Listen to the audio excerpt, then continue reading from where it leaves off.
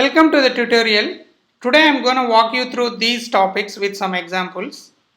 Before we get started, I would like to say a big thank you to Cliff Flint, Neil Madden, Arjun Marcus and David N. Welton for sharing us the wonderful Tickle material online.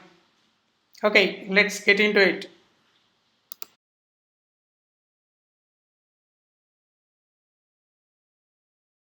To see if Tickle is installed, just type which Tclshell, and depending on the operating system that you are using, Tclshell program may be a link to the real executable.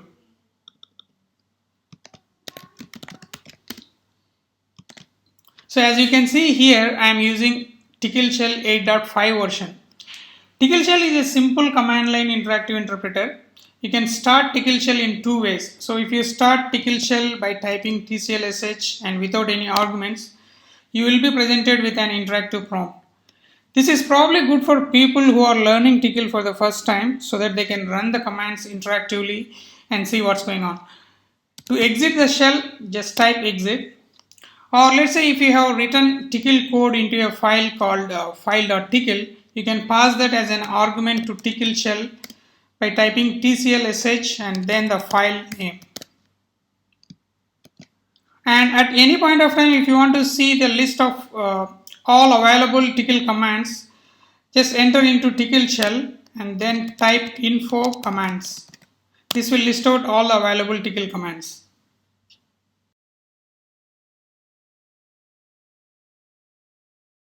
Let's print some text.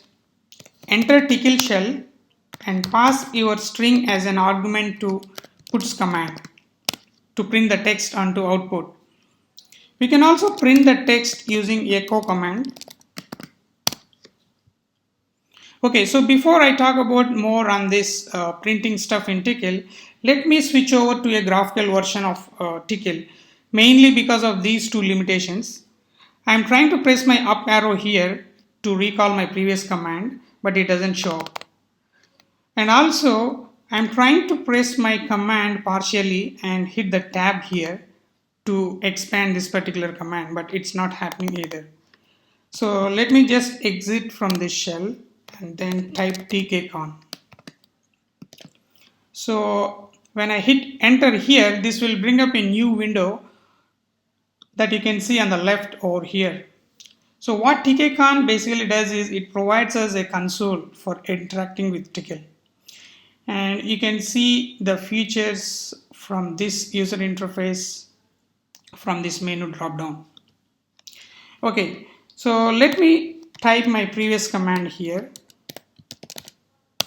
And now if I press my up arrow, it is recalling my previous command so that I can modify this command and then I can execute it again if I want to. And also I'm trying to press my command partially and then hit tab. So now this is expanding my full command here. These two are quite handy when we are working with Tickle for the first time and when we are working in interactive mode. Okay, let's go back to the printing stuff in Tickle. So far we have seen printing a single word using puts, right? So if you have a single word, you don't have to enclose it in curly braces or double quotes. But let's say if your string has two words in it. So for this example, if you don't enclose it in quotes or curly braces, it will error out. That's because puts command will try to evaluate the words as optional arguments and hence the error. Let's modify this to enclose your string into double quotes. So now as you can see here, the string is being outputted onto the screen. Also, you can just replace your double quotes with curly braces to get the same output. Okay. And do remember that in Tickle, single quotes are not significant as they are in other programming languages like C, Perl and Python. So if you try to print the text which is enclosed in single quotes, it literally prints the string including the single quotes. To give you some more examples, let me open up my script so that I can paste the thing to make the things faster. So in Tickle, we can write the comments in two ways. The first way is you can write a comment after a command separated with a semicolon, and also you can write a comment on a new line starting with #sign at the beginning of the line. So let's run this first command and see what happens here. So this is printing the string that we have enclosed in the quotes, and this is fine in terms of writing a comment as well, because our comment has been written after the command has been separated with comma here. So that is fine. And if you just run the comment line on a Tclshell, so it will just ignore that. So it doesn't output anything on the screen. Now let's see what happens if you enclose the string in curly braces. So this will also print the string as expected. This particular example actually errors out. That's because, as you can see here, our comment has been put after the command, but that particular command is not ended with a semicolon here. That's why the error. But if you try to modify this by adding a semicolon here, it will print the string that we have enclosed in this curly braces. And also in Tickle, we can combine multiple commands separating with semicolon. So in this case, I'm trying to put two commands using puts. So as you can see here, both the strings are printed.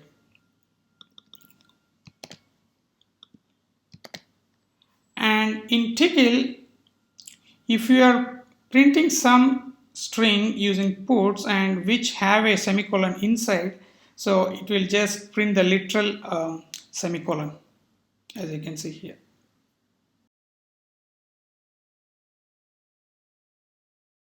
The assignment command in Tickle is set.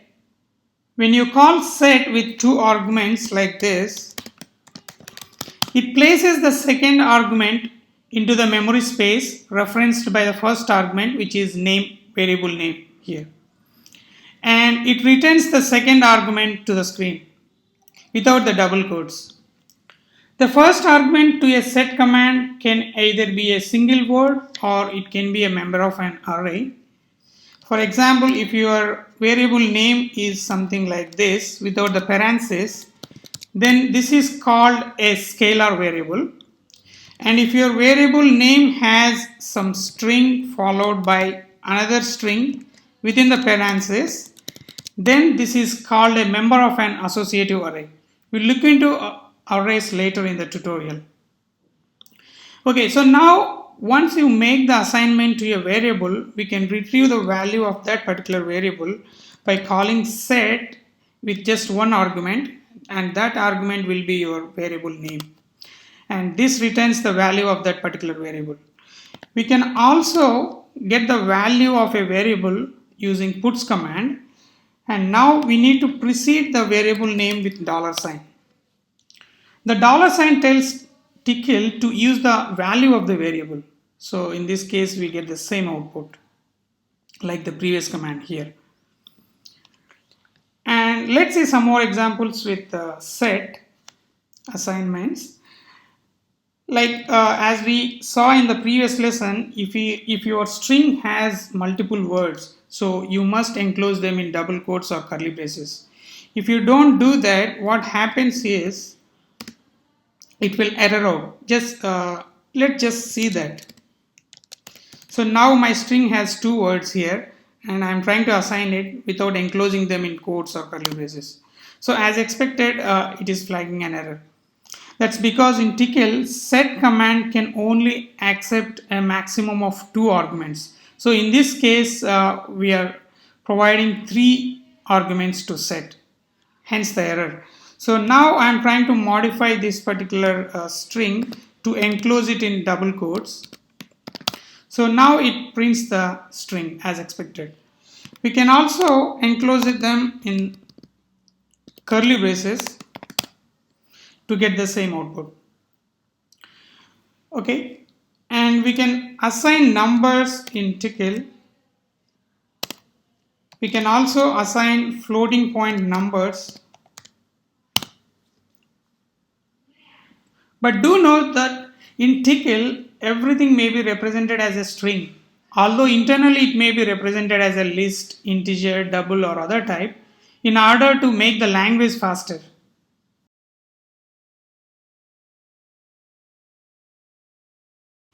Moving on to evaluation and substitutions in Tickle, let's start with grouping arguments with double quotes. In Tickle, the evaluation of a command is done in two phases. The first phase is a single pass of substitutions and the second phase is the evaluation of the resulting command.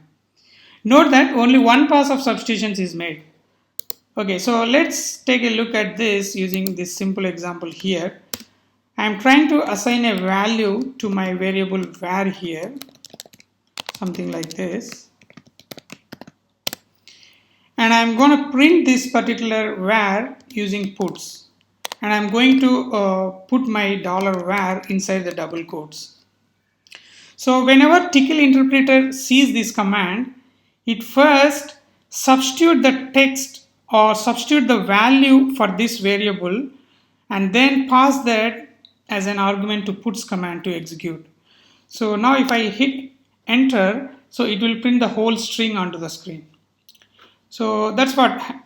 So basically what happened in this case is first the substitution that is happened for var here and then the execution with puts. During the substitution phase, there are several types of substitutions can occur actually. We'll take a look at them using some simple examples here. Let me open up my script here. Okay, so I'm going to paste these first four commands here. So here I have two variables which has some values here, name and the label. And if you see my first put statement, it has two variable names inside and they have been substituted with their values accordingly. And then if you see the second puts command, right, so it has a backslash and then dollar here. So whenever you have a backslash inside quotes, so the symbol or the character that is just after the backslash will get printed literally. And then interpreter will not going to substitute this with this variable name. So in this case, the Tickle interpreter will not replace the dollar name with its value. So, but rather it just prints the literal dollar sign and then space the variable name. So whenever you see a backslash, it disables the substitution for that single character immediately following the backslash.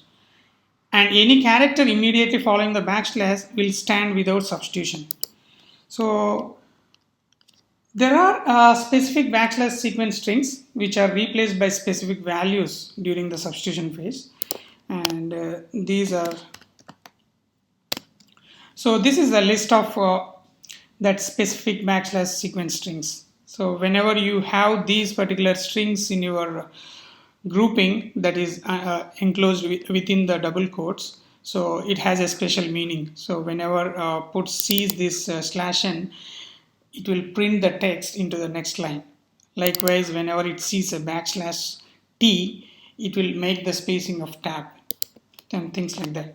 Let's go back to this previous example here again, and let me copy these lines.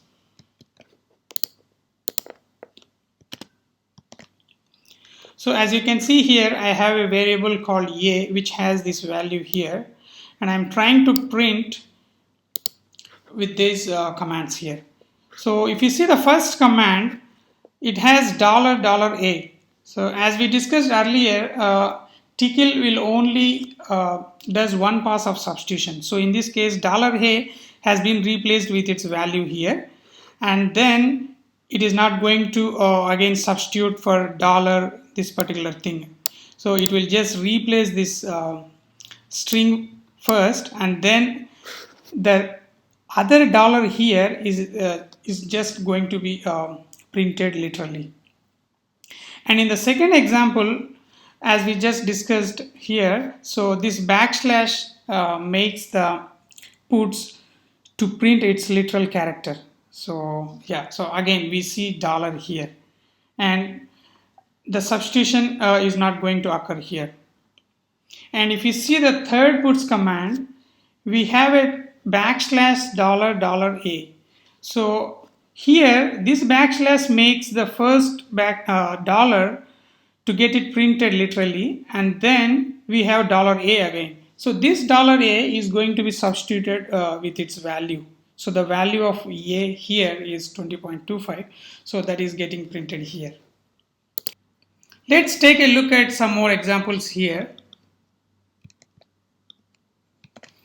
So if you see this puts command, it has a /n at the beginning. So that makes puts to print its text, which is after the /n, into the next line. That's why you see an empty line first and then the text after that. So this puts is printing a space of this much between these words tab. So it is basically the spacing of tab here. So that's because of this /t inside the quotes.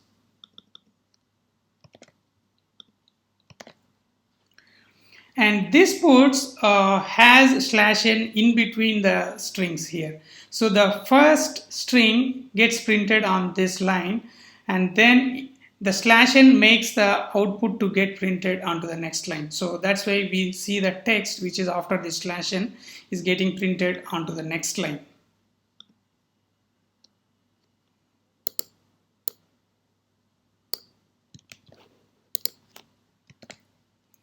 So this particular puts command, if you see, it has been terminated with a backslash and then continue to have some text onto the next line. So this is the exception. So in this case, so this causes the interpreter to ignore the new line and treat the text as a single line of text. The interpreter will insert a blank space wherever it sees a backslash at the end of the line, and it continues to interpret the commands which are on the next line. So that's why you see here the whole string is getting printed onto the same line, even though we have split this particular put statement into two lines here. Yeah.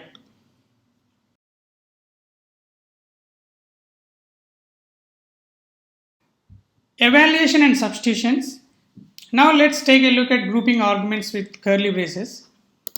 During the substitution phase of the command evaluation, two grouping operators, that is curly brace and the double quotes, are treated differently by the Tickle interpreter, as we discussed earlier.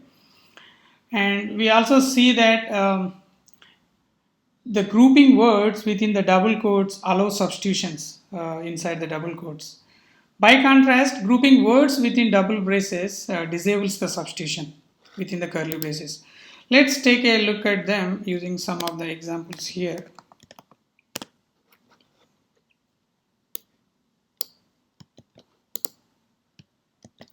So I have two variables here called name and label.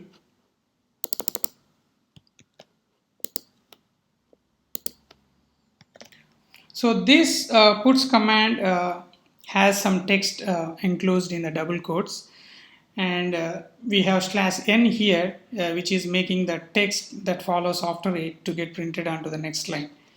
And as we saw earlier, the backslash will make the following character to get printed literally.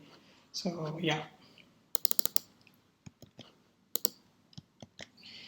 And as you can see here, both $label and $name gets its values because they are inside the double quotes. This particular puts now has the variables inside the curly braces. So that's what, so I just mentioned, grouping words within the double braces here, double curly braces, disables the substitution. So that's why puts is printing the text whatever is enclosed within these curly braces literally. So it's not going to substitute with the values that these variables has here. So whatever the text we have inside the curly brace will always get printed literally. So here again, as expected, the string is being printed. That's because it's inside the double quotes.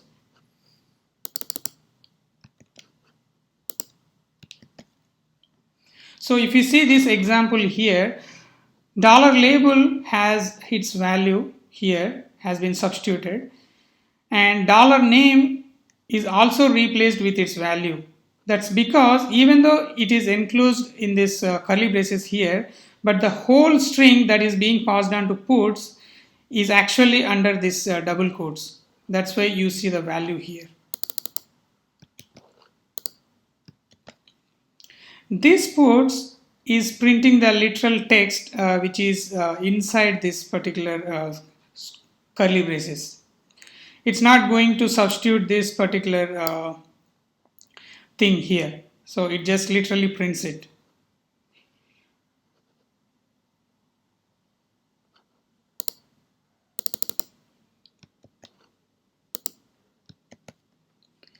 So this again, so this is printing the output as expected. And that's because of this is inside the double quotes and /n is making the output to get printed onto the next line.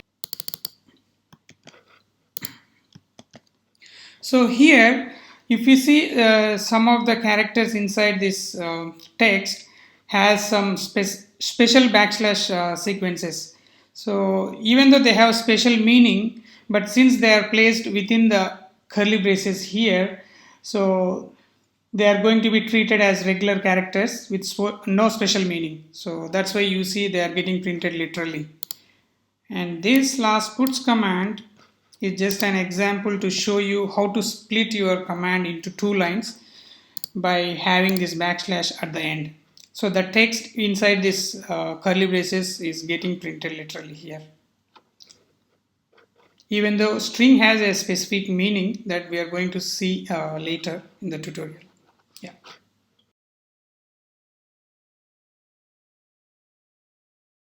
Evaluation and substitutions. Now let's take a look at grouping arguments with square brackets.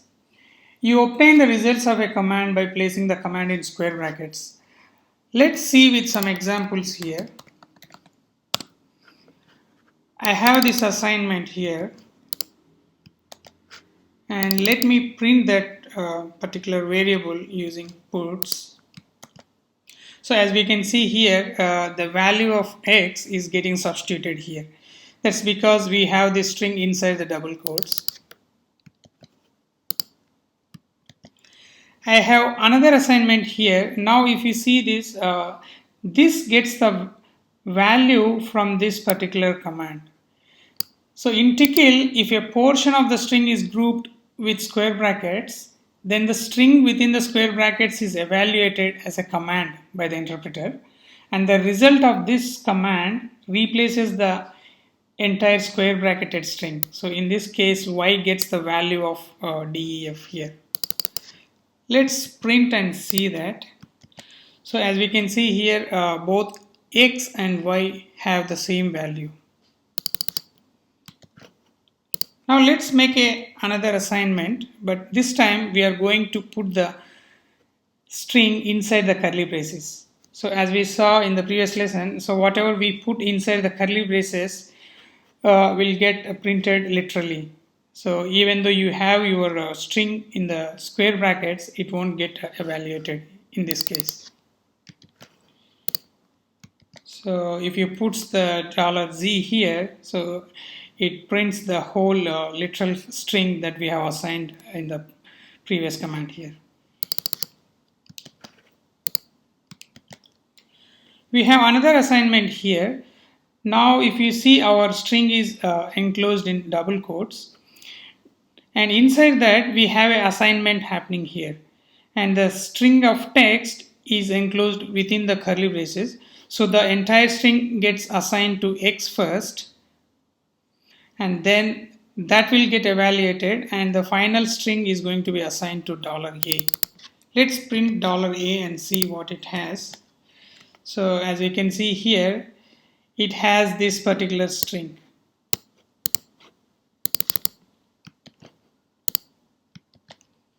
Now if I put $x here, if you see the first $x is escaped with a backslash here. So what backslash does is it makes the following character to be printed literally. So that's why we see $x, and whereas the next $x has been replaced with its value. Let's change the assignment in a different way here. So now in this case, if you see the first square bracket, the opening square bracket has been escaped with backslash here. So this is like a literal literal square bracket now. So it doesn't get evaluated in this case. So that means the string here, whatever is enclosed within the braces, will not get assigned to y here. Let's print this variable and see. So as you see here in this case, backslash, backslash is actually escaped with backslash. So you will get a backslash in the output, and $n makes the printing to go next line, and this backslash dollar will make the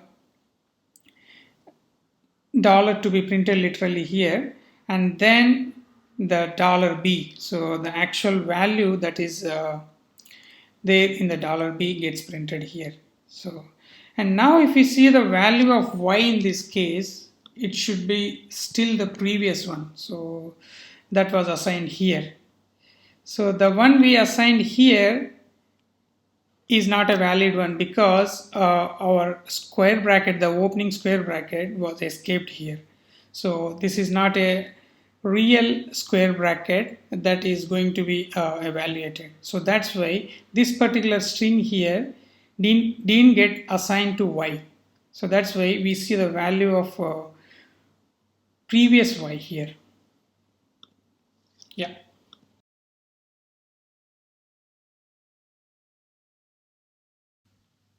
Let's take a look at mathematical operations in Tickle. The Tickle command for doing math type operations is expr.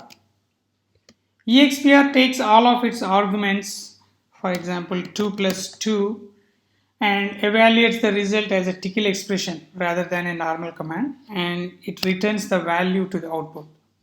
The operators permitted in Tickle expressions include all the standard math functions, logical operators, bitwise operators, as well as math functions, and so on. Let's see some of the operands and the operators and the math functions that Tickle is supporting. So these are the valid operators that are available in Tickle. So this set is for unary, minus, plus, and bitwise not, logical not, exponentiation, basic addition, multiplication, division, and then we have shifting operators, and then relational operators, and this is for comparing strings, and this set is for performing bitwise operations, and these operators are for logical operations, and we also have conditional operator. And this is the list of all the math functions that Tickle is supporting, so we can use them in the expressions. And we also have type conversions available in Tickle. So if you want to convert from one representation of a number to another, so you can use this. Let's say if you want to convert a number to a floating point number, you can use double function, and to convert into integer, so you can use int, and we also have these two functions as well. Now let's take a look at mathematical operations using some examples here.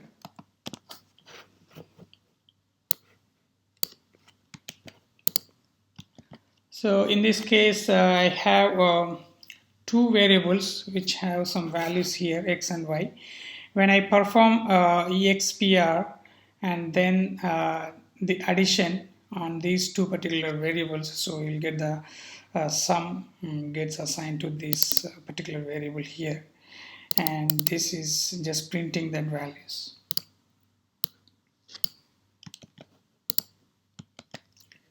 So this is another example showing how to use the square root built-in function.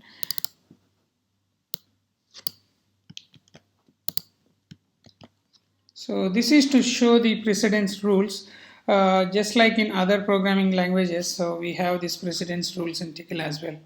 So in the first example here, if you see this expression has the multiplication and the addition operations here. So the based on the precedence rules, so the first operation that will be performed is the multiplication and then the addition. And in the second case, you are grouping your operands into the parentheses. So that gets the higher priority. So it gets evaluated first and then the multiplication here. This is another example showing how to get your hypotenuse of a triangle using this built-in function. And this is another example to perform the trigonometric operations like sine, cos, and a certain number here. And this particular portion is to show you how to fetch the values from array and do some mathematical operations. So in this case, $j is 2, so it get the index value is 2 here. So this $I of $j here is 8, and the first index of this I array is 20. So the value 20 and the value 8. So first expression gets the values from the array and then it performs the addition. Yeah, so as you can see here, the sum of these two values is getting printed here. These are just some of the examples here, so you can explore further using the functions and operators that we just discussed.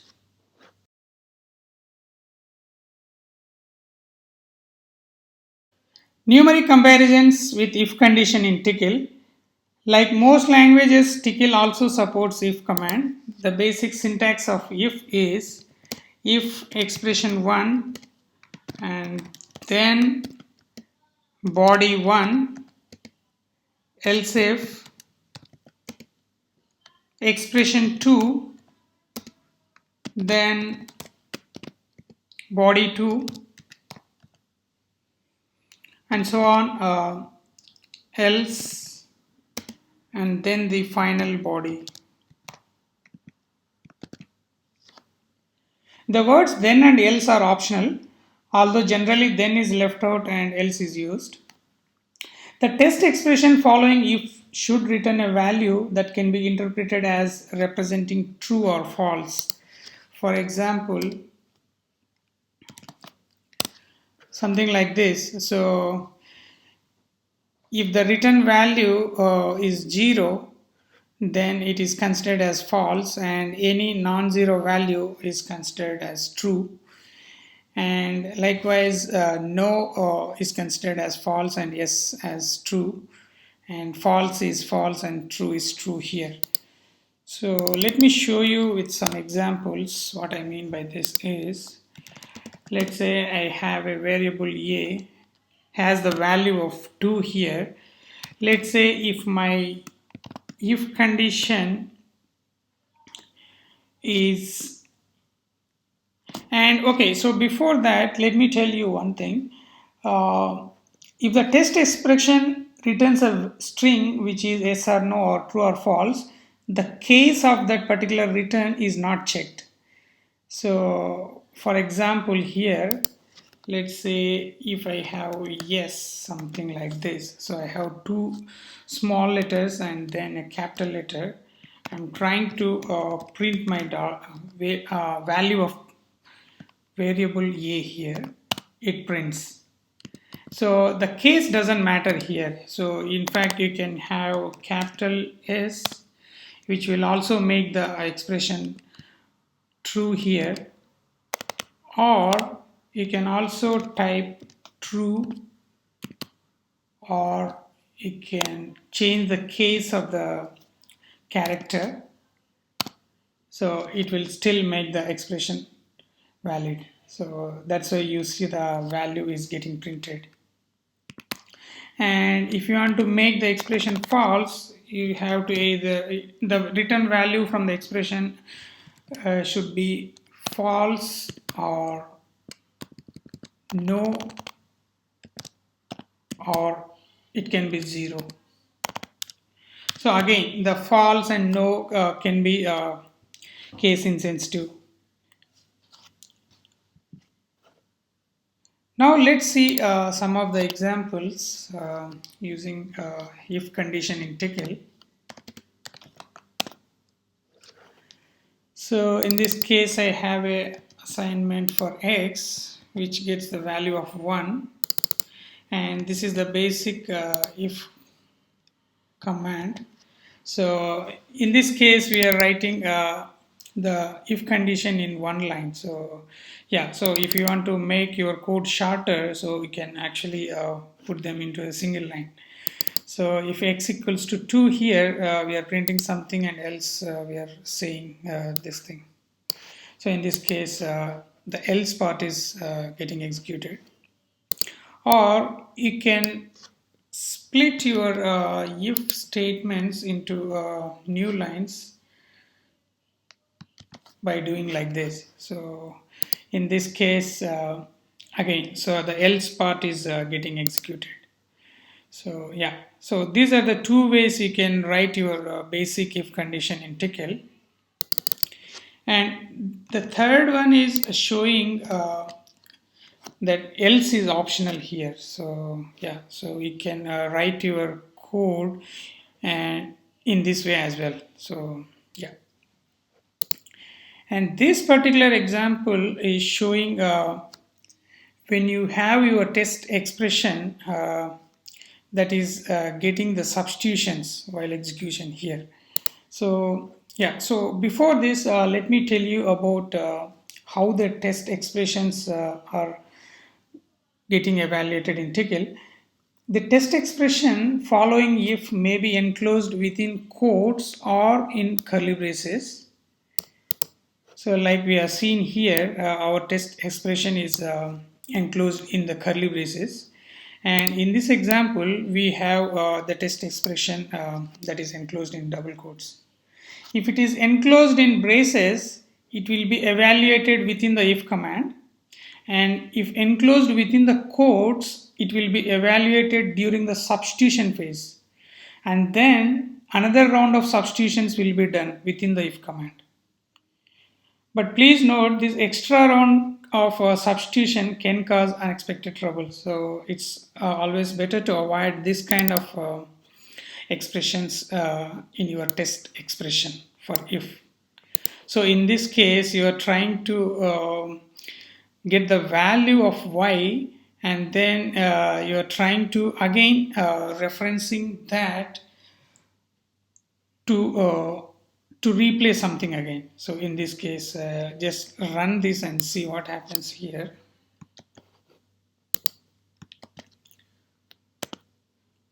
So as you can see here, the $y has been replaced with x, but not the second time. So as we know, so the substitution inside this particular string inside quotes can only happen once.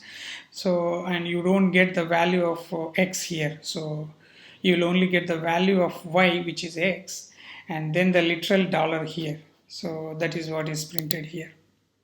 Yeah, it's always better to avoid this kind of expressions in your if.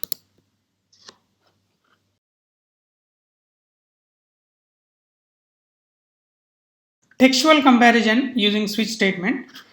In Tickle, the switch command allows you to choose one of the several options in your code. It is pretty much similar to switch in C, except that it is more flexible here because you can switch on strings instead of just integers. The string will be compared to a set of patterns, and then when a pattern matches the string, the code associated with that pattern will be evaluated. Let me open up a simple example here. So this is the basic syntax to write your switch statement in Tickle. So in this particular example, we are trying to use x variable here for the pattern matching. So the string here 1, so this particular string that you want to test against these patterns here. So whenever your string matches a pattern, that particular code associated with that particular pattern will get executed. And let's say if your string doesn't match any of these patterns here, and if you have a default section here, so the code whatever is inside the default so will get executed. It's always good to have a default section while writing switch statement, so that it guarantees that at least some set of code will get executed, and no matter what the contents of your string are. Okay, so while writing your patterns here, do note that if you have some variables and you wanna substitute that during the evaluation, don't put them in curly braces. So if you put them in curly braces, they won't get substituted. Yeah, so rather use the double quotes just like you see here.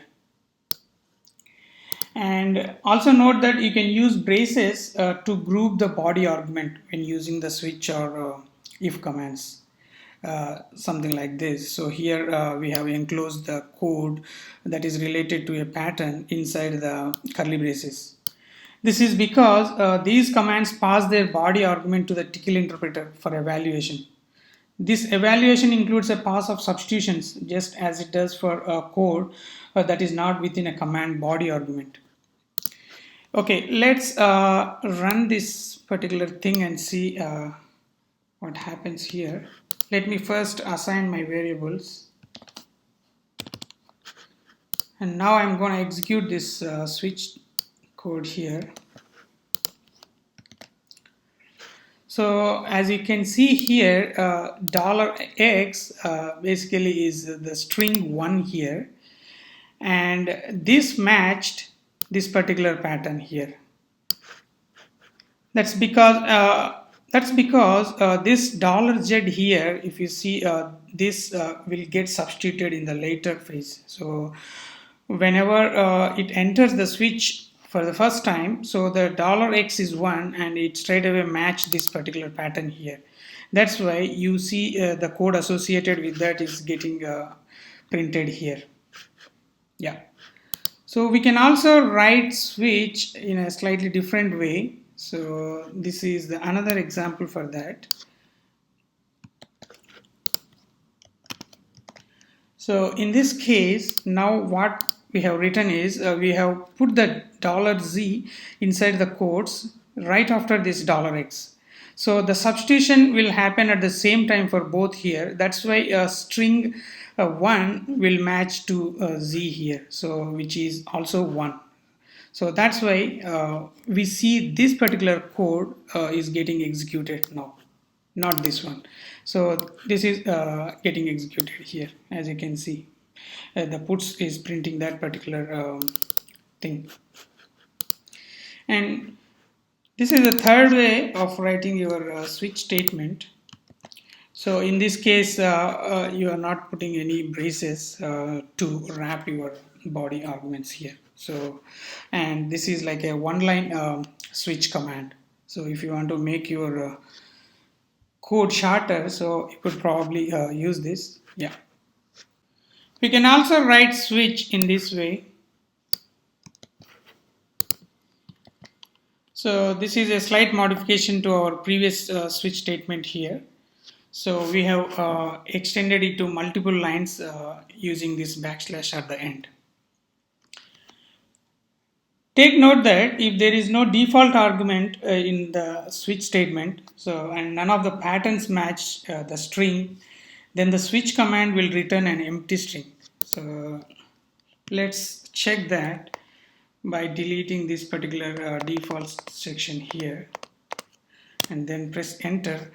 So in this case, since x matches to 1, so it is printing this particular code. Let us just change the value of x to something else, maybe to 3, and execute the previous statement again. by removing the default section there. So now you can see it didn't error out, so rather it has print nothing. So yeah, that's about the switch statement in Tickle. Looping constructs in Tickle. Tickle includes two commands for looping. One is while and the other is for. They are like if statement. They evaluate their test the same way that the EXPR does. So in this lesson, we'll take a look at while first. The basic syntax to write your while loop in Tickle is while space test expression and then your body. While command evaluates test as an expression. If the test is true, the code inside the body is executed. And after the code in the body has been executed, test is re-evaluated again. Okay, let's look at some of the examples how to use while. I'm going to assign my x variable with 1 first before I execute this while loop. So as you can see here, it has printed 4 times. So and whenever x reached 5, this test expression became false, so it came out of the loop. So we can print what was the value when the test expression was evaluated as false. So as we can see here, x was 5. So when x was 5, this became false, and then it didn't print that inside.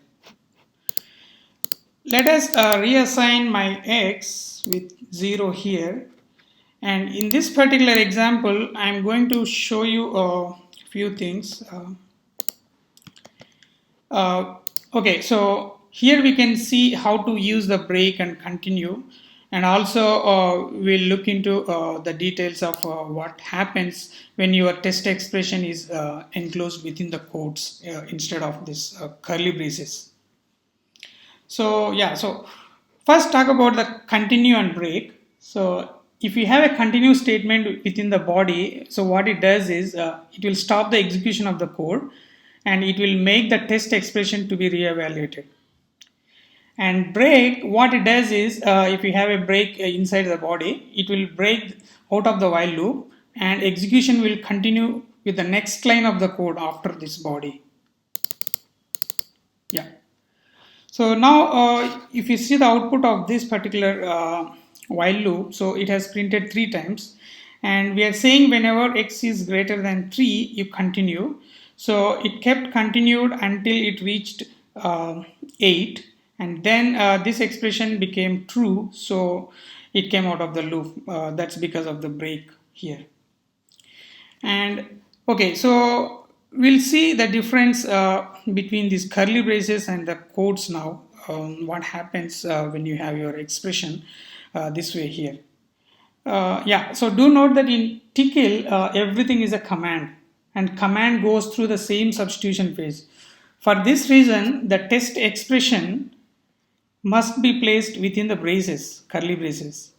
If test is placed within the quotes, the substitution will replace any variables with their current value and will pass the test to the while command to evaluate.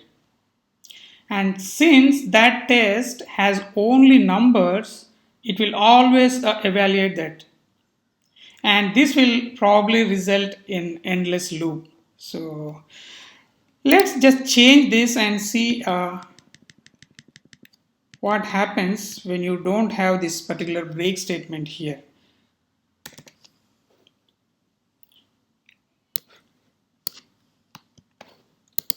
So this is going to be an infinite loop.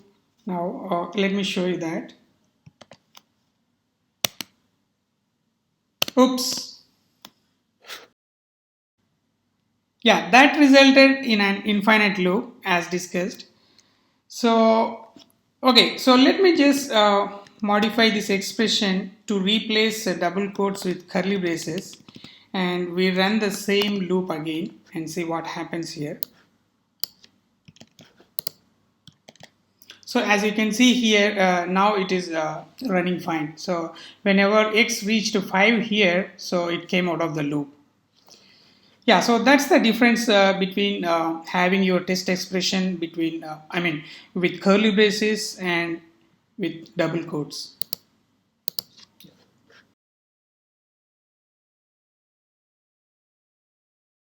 The basic syntax to write a for loop inside Tickle is for space and then your start section and then test expression and then next and then followed by your body. So start is the initialization part. It is usually used to initialize the variable, so but can contain any code that you wish to execute before the loop starts. And the test argument is evaluated as an expression like we saw in while loop in the previous lesson. And this next is commonly an incrementing command but may contain any command which the Tickle interpreter can evaluate. And then the last section is your body of code to get executed whenever your expression is true. Let us take a look at a simple example to how to write the for loop inside Tickle.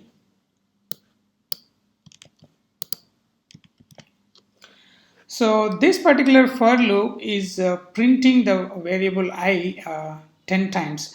So, and whenever I reached 11 here, so this particular test expression became false and then it came out of the loop. So this is what happens during the evaluation of the for command, right? So the start code is evaluated only once before any other arguments are evaluated. So after the start code has been evaluated, the test expression is evaluated. If this is true, then the body is evaluated. And finally, the next argument is evaluated, which is this section here. After evaluating the next argument, the interpreter loops back to the test and then repeats the process. So whenever the test evaluates as false, then the loop will exit immediately here. So now if you print your I here, so it returns 10. That's where the test expression became false. Let us see this second example.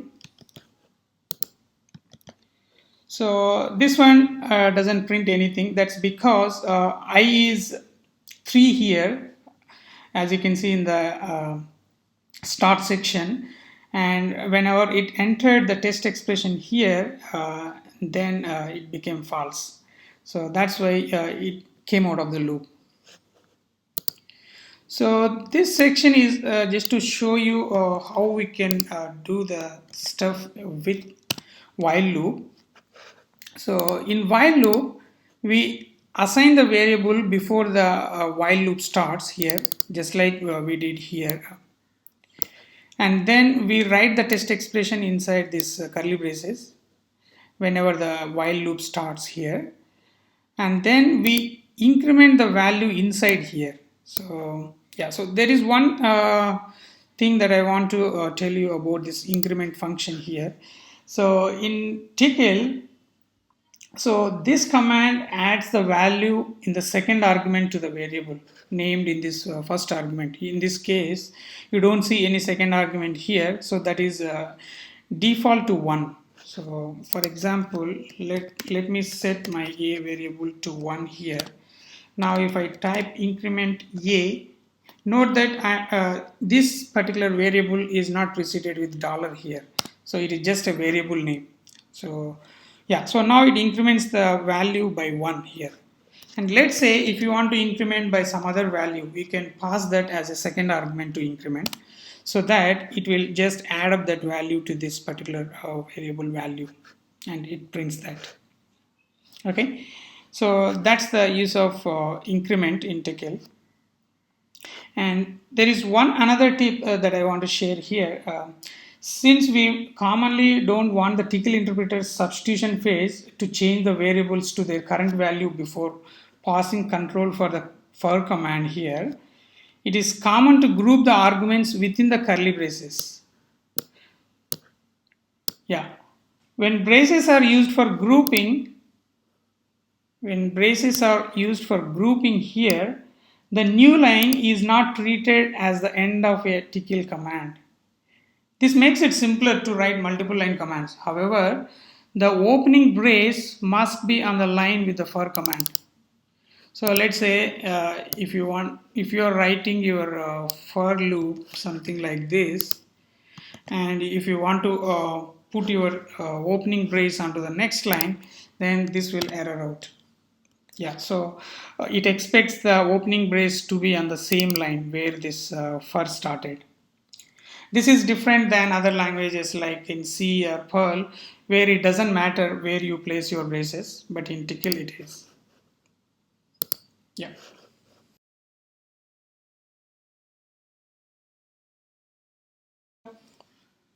Procedure, in short proc, we can create new commands to Tickle by creating procs. In Tickle there is actually no distinction between commands and syntax, and there is no reserved word kind of stuff like in other languages. When the Tickle interpreter starts up, there is a list of known commands that the interpreter uses to parse a line. These commands include while, for, set, puts, and so on. They are, however, still just regular Tickle commands. They obey the same syntax rules as all the Tickle commands, both built-in and those that you create yourself with the proc. Let's see the basic syntax of proc. Proc space the name of the proc and then the arguments and followed by the body. This is the basic syntax of proc. Now let's create a simple proc to perform some operation. So I'm going to use this proc to demonstrate here. So this is going to perform a simple addition operation. And once I create the proc, I can call it. So I will explain that. So in this case, if you see, we are printing something. So this particular string is being printed as is, and then as you can see here, we are calling the proc, which is sum here with some arguments. So, and as we saw earlier in the tutorial, so whatever is enclosed within the square brackets is going to be a command. So in this case, it is going to evaluate this command. So it is going to call this new proc, whatever we have created here.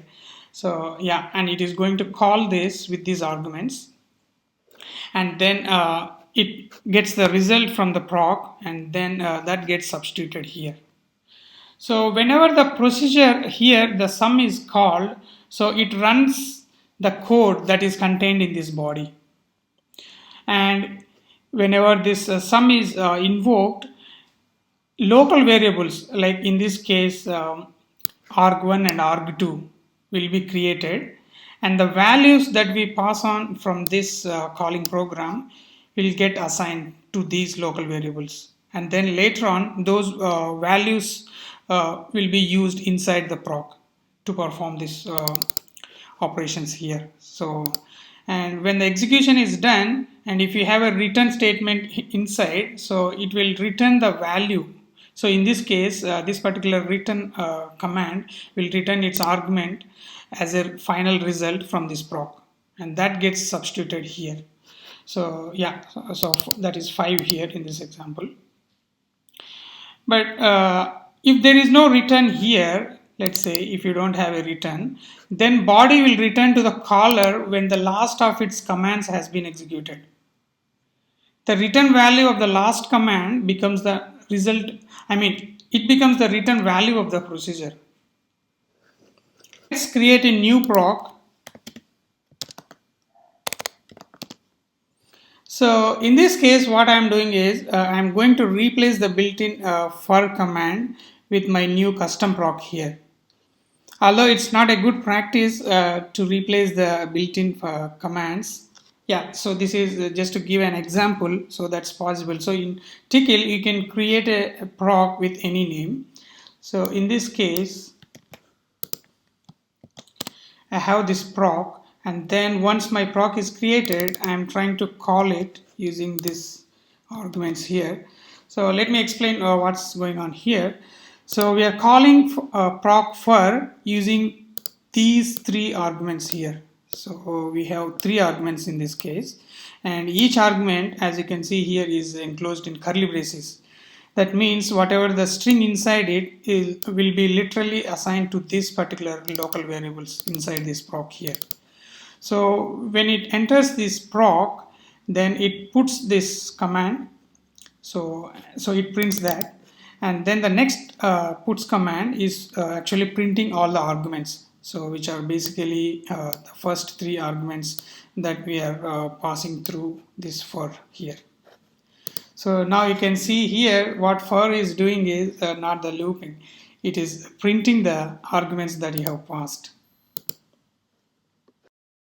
Let's see some variations in proc arguments and return values. A proc can be defined with a set of required arguments, or it can have a variable number of arguments as well. And the argument can also be defined to have a default value. Let me create a small proc here, which is ABC, and then I have some arguments.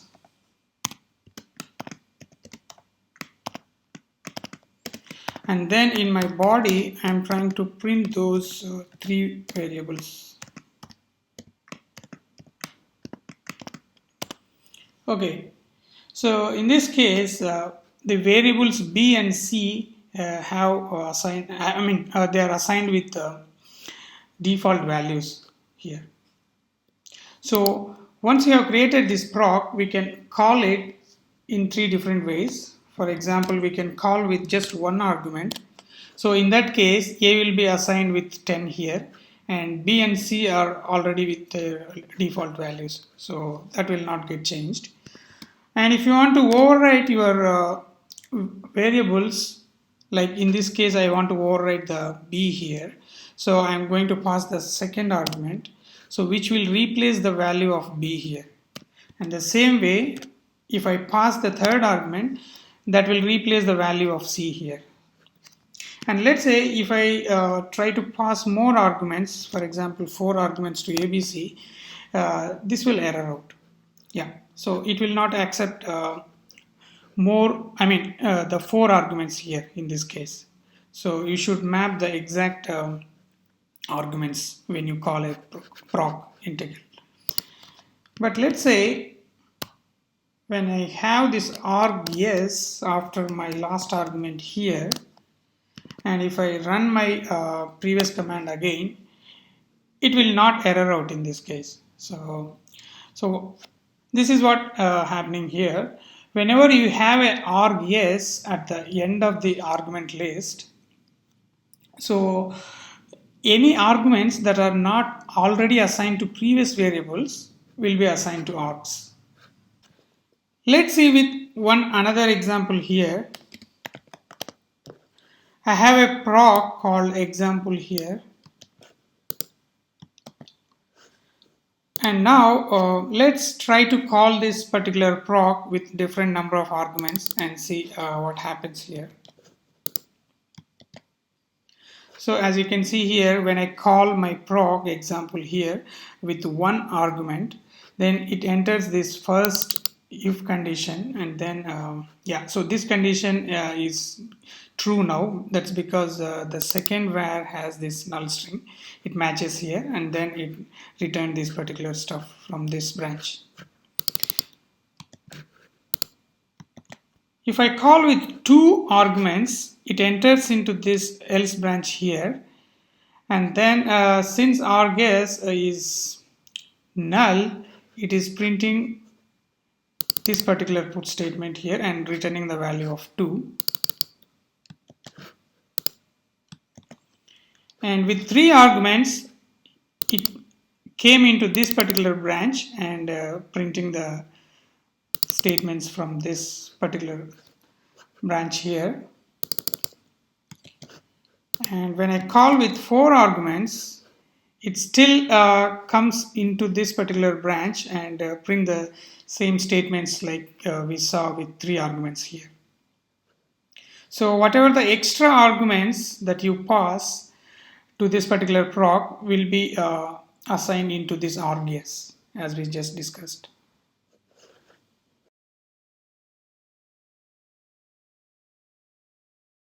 Let's look at the variable scope using global and upvar.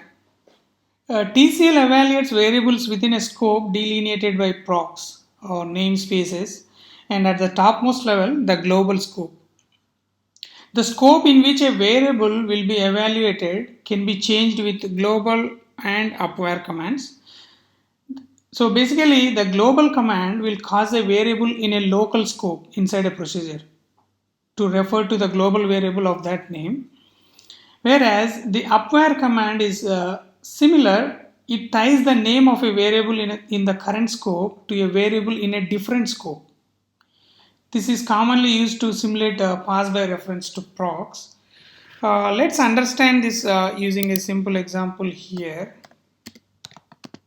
So here if you see, I have two procs defined in this script, and I have one variable which is assigned before these procs created here. I'm calling it as my global var here. And in the first proc, as you can see here, we are using the upvar. So basically what upvar does is, so whenever this particular proc is called, it is making an alias here to the local variable for var1. So now local1 is a reference to this particular var1. So you can access outside this until one level up.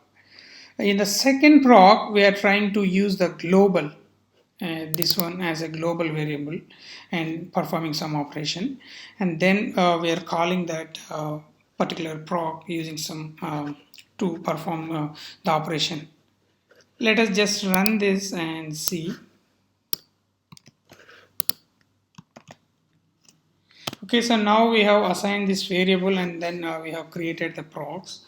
Now if you run this first proc, so we are calling the first proc here. So as we can see here, we get a square of this particular number, so which is 9 here. And when you call the second proc here, so it is also doing the same thing. So yeah, so basically the square of this number, so here 3 into 3, 9. But if you see here, the big difference between these two procs is like this. My first proc sets the global hello, okay, but my second proc sets the local hello here. So this is local here, and my second proc references the global, so the variable my global var, to get the value hello, but does not alter the scope of the hello variable actually. And however, this my first proc receives the value hello as a parameter and then creates a link between a variable named hello one frame up the stack and the local variable local. Setting local here has the effect of setting hello one frame up the stack. For example, if you run this, let me show you a quick difference here. And then if you put hello, so it returns 9, right? Now let's do one thing. Let's unset hello, and now you call your second proc here, the my second proc, with the same value here. Okay, so now it is printing this particular value. Now if you put hello again, so it says no such variable. So yeah, so that's what happened here because of the global. So now you can see the difference between the upvar and the global. So if you really want to set the global hello from my second proc here, you will need to add global and then dollar this particular var. Let's see one more example to understand how to use the upvar. So here we have a proc to set any number to a positive value. So let me run that proc. So okay, let's call this proc with a number 8 here. So it returns positive value 8.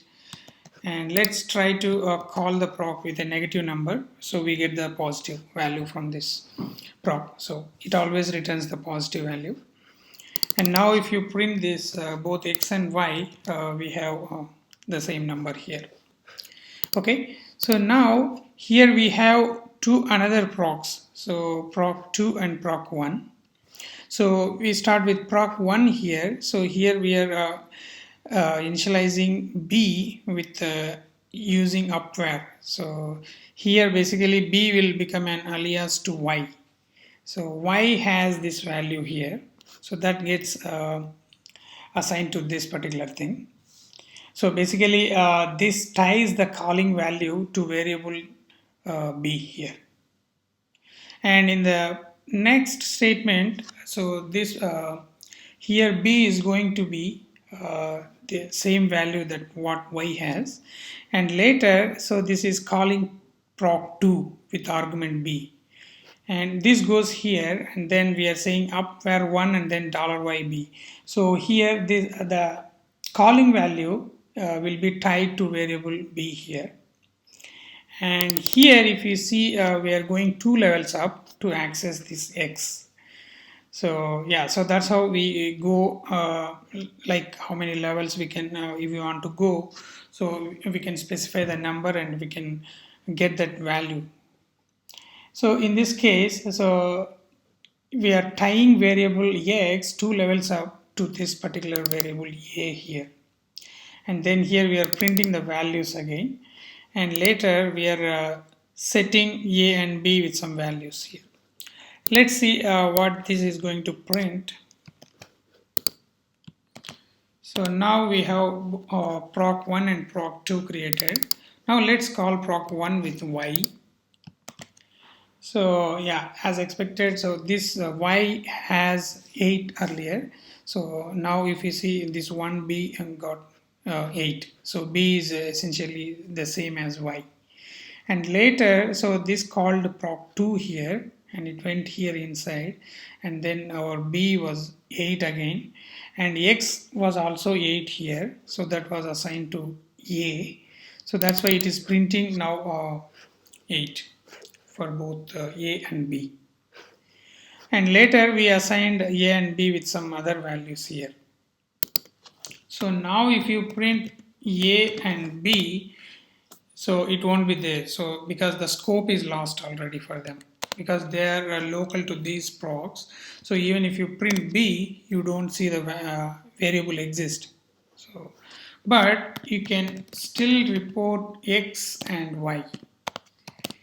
Yeah, that's because they are global actually. So as you can see here, so they are global.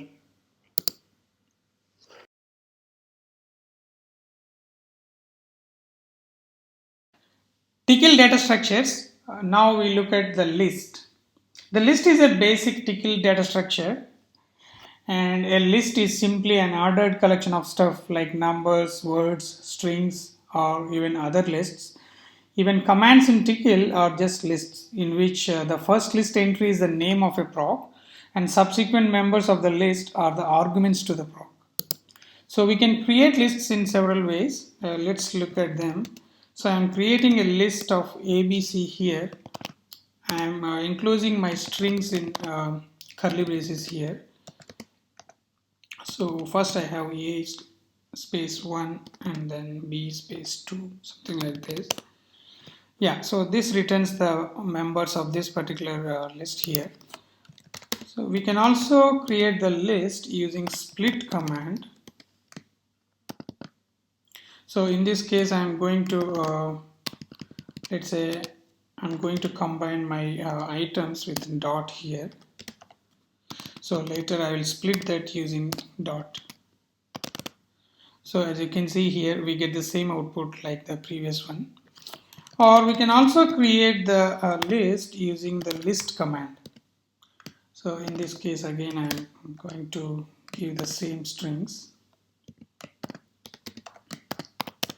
Yeah, so this returns the same output.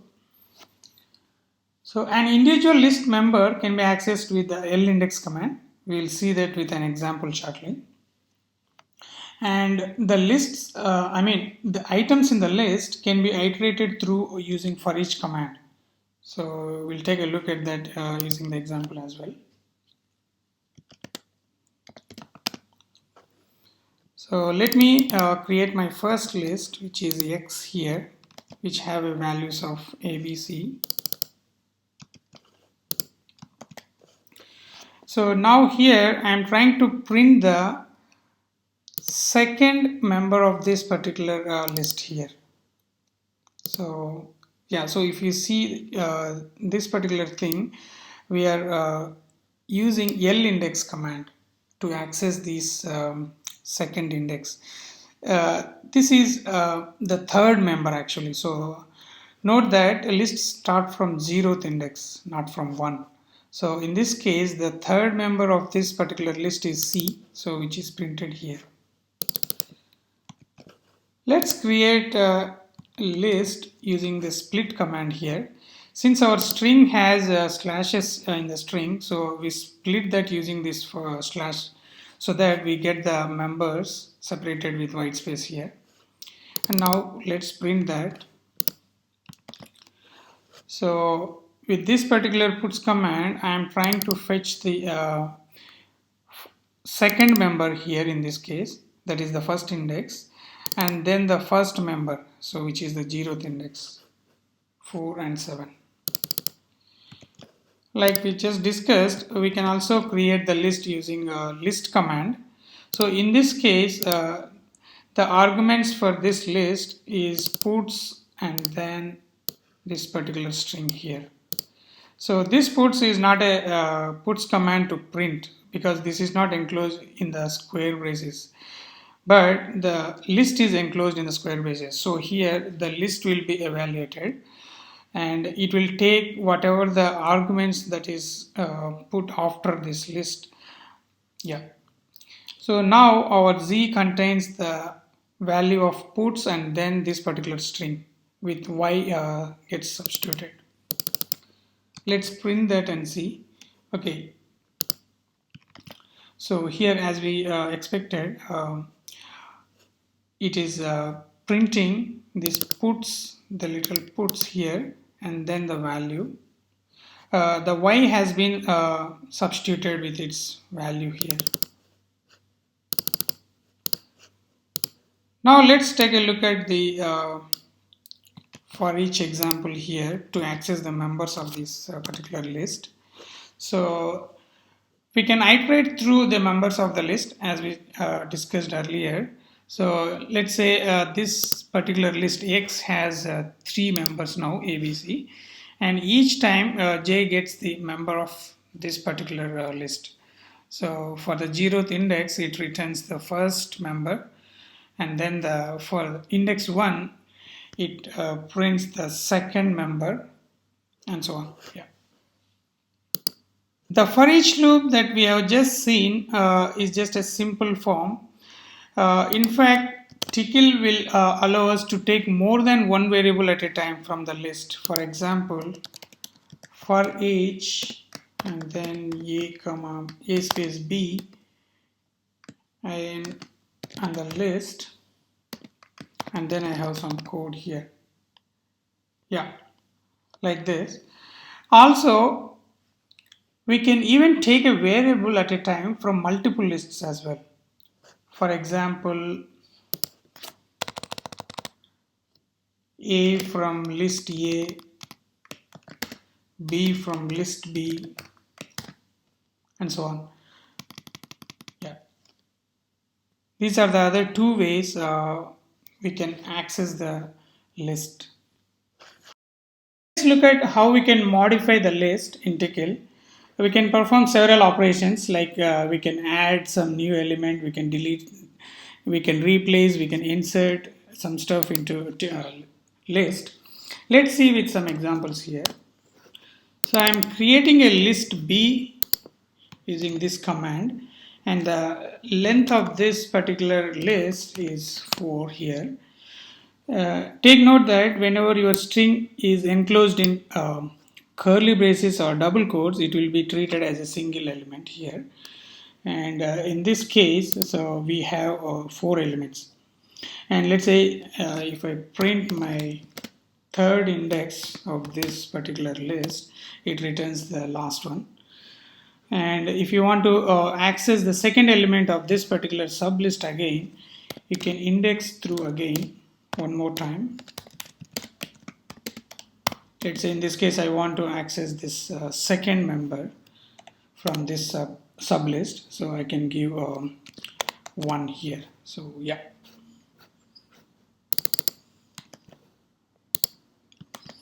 Or we can also create lists using split, as we discussed earlier. If there is no second argument to split, it by default splits with white space here. So in this case, now even if your string was enclosed in double quotes or the curly braces, and the priority goes to split first. So now we have more elements. That's because everything that was separated with a space now is broken down into a new element here. Now if you print the second element, for example, here you can see the literal curly brace and then the character C is printed. And while printing it will show you with a escape backslash here, just to tell you your member has a literal curly brace here. And you can print the length again using L length. So now we have more elements here.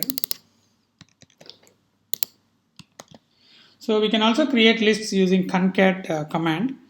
So you can give a number of arguments to concat, and each argument will be a new member. So yeah, let's just print the length of this particular list that we just created. Now as you can see here, it is printing 7. That's because it is assuming all the arguments which are separated by space are a new element. Like yeah, let's try to modify this to put your string into quotes. I'm trying to enclose this whole string which was in curly braces. Now if I print the length of this particular list, now you can see it is reporting 4 here. Yeah, so we are grouping this whole thing to make it as a single element in this case. We can also add certain element into an existing list, and do note that when you use lappend command, you should not give $sign before the variable name. So it is just the var name. So now as you can see here, our new element got inserted at the end. So you can print the length now. Yeah, it is 5.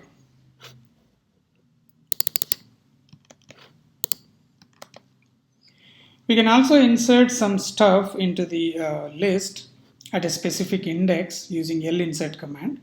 And in this case, I'm inserting this particular thing. It's a single unit again because it is enclosed in quotes. So I'm adding this at the index 3 here.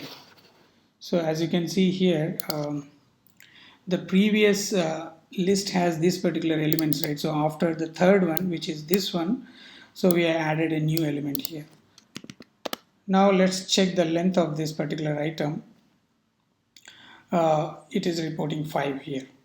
Sorry, this is B. So now our list is increased. The length of the list is increased by 1 because we added a new element. This example will show you how to use the replace command. So in this case, I am trying to replace my members which are starting at index 3 to index 5 with these two particular strings. So essentially we are reducing the length of our list by 1 here because we are trying to replace 3 members with 2 members here. First, if you put this particular list, you can see so the members from 3 to 5 were changed with this particular string we just replaced. And let's just check the length again. So now as you can see here, it is reduced by 1 now. So earlier it was 6, now it is 5. We can also use lset command to replace something. So when you use lset, again do note that you should not precede your variable name with $. So we can just use the var name like this. and then let's say I want to replace at index 2 with something else. So now as you can see here, I have replaced my third member here with this particular string. Yeah, so these are some operations that we can perform on lists. We can also perform we can search something, we can also sort the list, we can access the elements using lrange as well. Let me take another example for that. Let me create a new list here.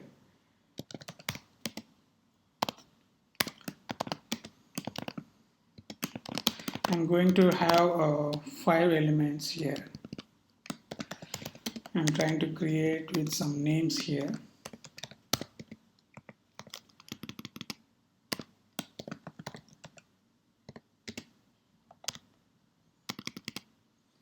Let me put some example names here.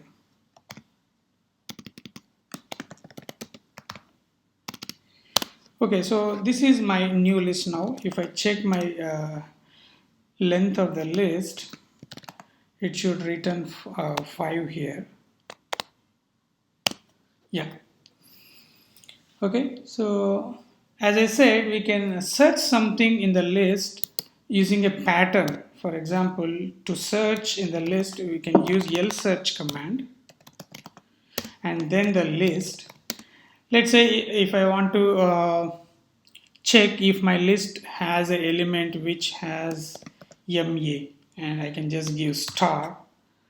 So it says, yeah, it matches to my list. So, and it says we have a match at index 0, which is basically our first member.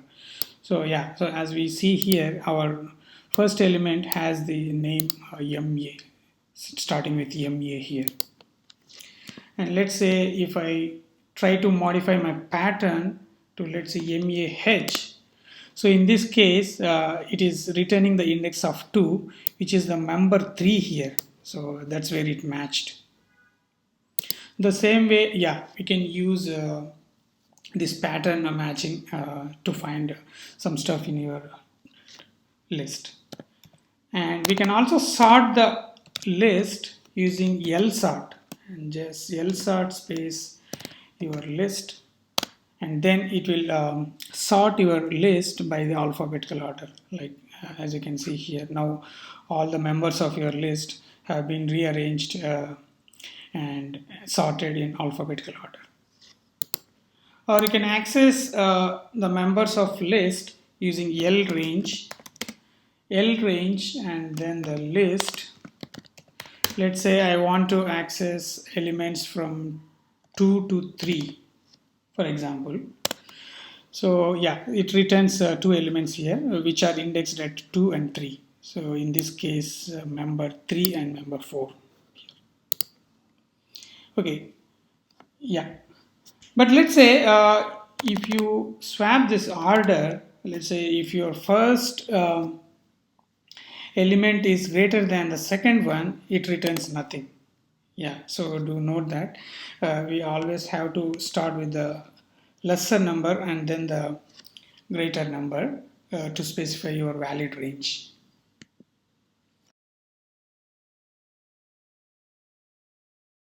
Strings in Tcl. Tcl commands often have subcommands. The string command is an example of one of those. String command treats its first argument as a subcommand. Okay, let's see some of the string commands that are available in Tickle.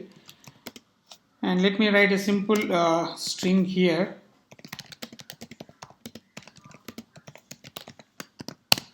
So if I want to report the length of this particular string, we can run the command string length. Length is the subcommand here to string, then followed by the variable name. This returns the length, and we can also access a specific index from the string. Let's say I want to see what's there at my 5th index. So I can simply type the index number here. So this will return the character at that position. Or we can also access a range of characters from a string. by specifying the range here, let's say from 2 to 10. So this reports the characters which are starting from index 2 to index 10. We can also perform some other operations. For that, let me write another example here.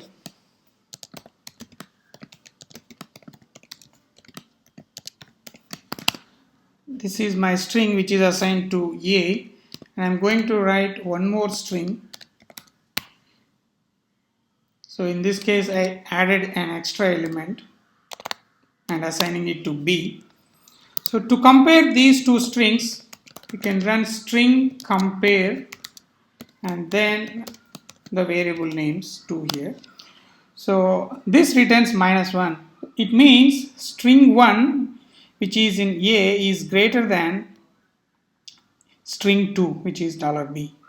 Yeah, so as we know here, string compare is checking by size here. Let me slightly modify this to match A.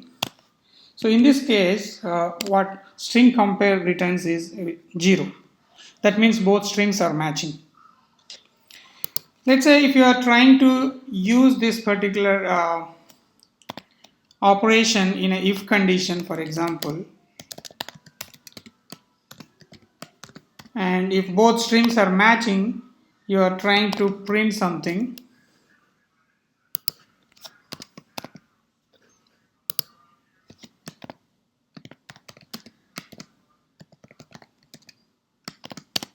So in this case, you notice it doesn't return anything, right? That's because this will return 0. So this makes if condition false. So if you are using string compare in a if condition, do note that you need to invert this return value. So then only it matches. But probably you could consider writing this way instead of when you are comparing two strings. Better not to use string compare. You could rather use EQ or string operator to match. Yeah, so this is just take note of this. We can also get the character using string first. Let's say I want to see where my character, let's say F in my string A. So now if you see, the capital F here is located at index 14. So when you use string first, it returns the index of that particular character. So the same way you can use last. So in this case we only have capital F only once in this, so it returns the same index. Let's try this on another character. We'll try this on small o. So now you can see the last occurrence of o is at index 15. So that's what is returned. Whereas for the same o, if you try to run first, string first o, then it returns 6 here. So which is matched here. We also have a string word start and then the string name, and if you give the index of 3 here, so it returns 3. So what basically string word start does is it returns the index of the first character in the word that contains the indexed character of string. So in this case 3, so 3 comes here. So yeah, so this is where our word started again. So that's the index number. Similarly, you can also perform on word end using string word end. So in this case, what happens is when you use string word end, it returns the index of the character just after the last one in the word which contains this indexed character of string. So in this case, after 3, so the next word started at index 4. Yeah. And we can use string to match a certain pattern. So let's say I want to search for this pattern from my string A. So it returns 1. That means we have a pattern which has these 3 REE words here. So this is where our pattern matched. So that's why string match happened here. So it returns 1. Let's say if I try to search for something else, let's say I search for yes star. So it returns 0. That means our specific string here doesn't have any character yes. Star matches 0 or more characters, and plus matches 1 or more character. We'll see more on this in regular expressions. Let's see how to modify strings, and also we look at the format feature in Tickle. So here I have some variables. Let me paste this, and we can perform string operations, like for example we can change the case from upper to lower and lower to upper, and we can also do trimming operations on strings. Let's see with these examples here. So now I converted my upper variable, which has this capital letters, to small letters here. The same way we can change the case from lower to upper as well, like this. And to use the trim right option here, so string trim right and then your variable name and which character you want to trim. So if you provide that particular operator here, so I'm giving a dot here to trim. So this trimmed my these particular trailing dots, and then only printed the string. I can also perform trim left. So in this case it will trim the left dots, so basically the leading dots in this case. So it removed the leading dots and printed the remaining string. And we can perform string trim by specifying the characters that you want to trim. So if you see, this both variable has some string that was enclosed in the parentheses. So we are saying trim this particular string with parentheses. So that's why it has removed these parentheses, both open and close, and just printed the string that was just enclosed in this. Okay, just like in other languages, in Tickle we also have this format feature. So you can format the strings using this particular syntax. Okay, so let me first print this and show you how does the format works. So now as you can see, both are printed in different columns, and they are nicely separated in a tabular format here. So basically the percentage field here is the string which start with a percentage symbol and end with one of S, D, F or O or X as well. So S is for mainly a string, and if you specify D, then data is a decimal integer, and if you specify F, it represents the floating point number.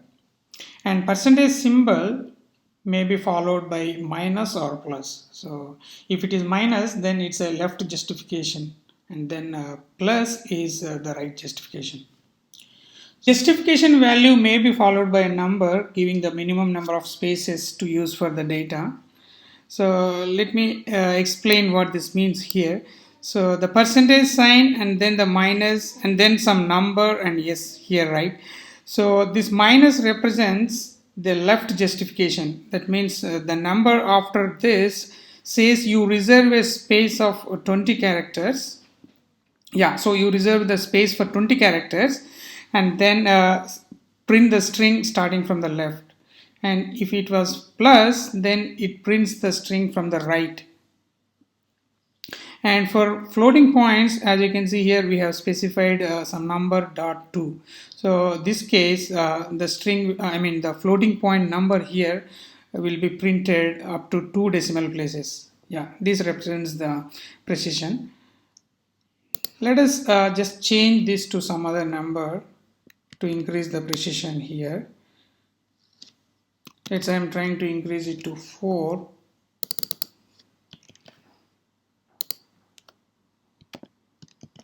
So now as you can see here, it is expanded up to 4 decimal places. Yeah, this is about the format in Tickle.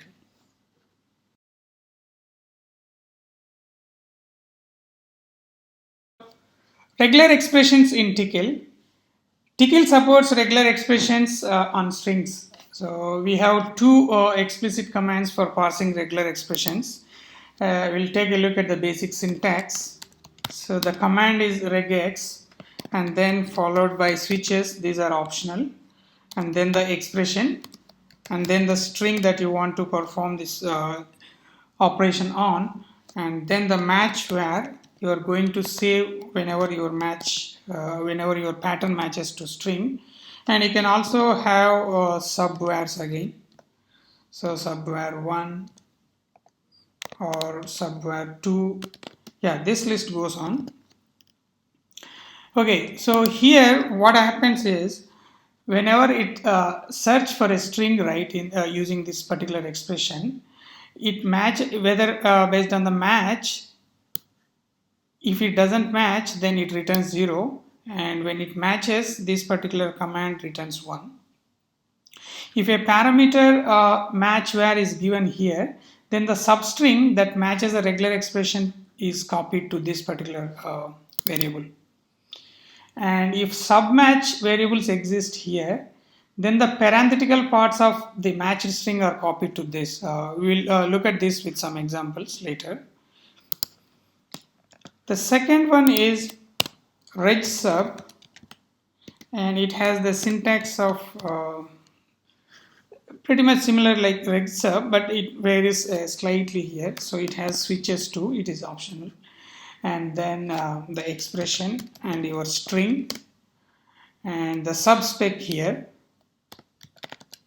and then the var name that you want to save this match whenever it happens.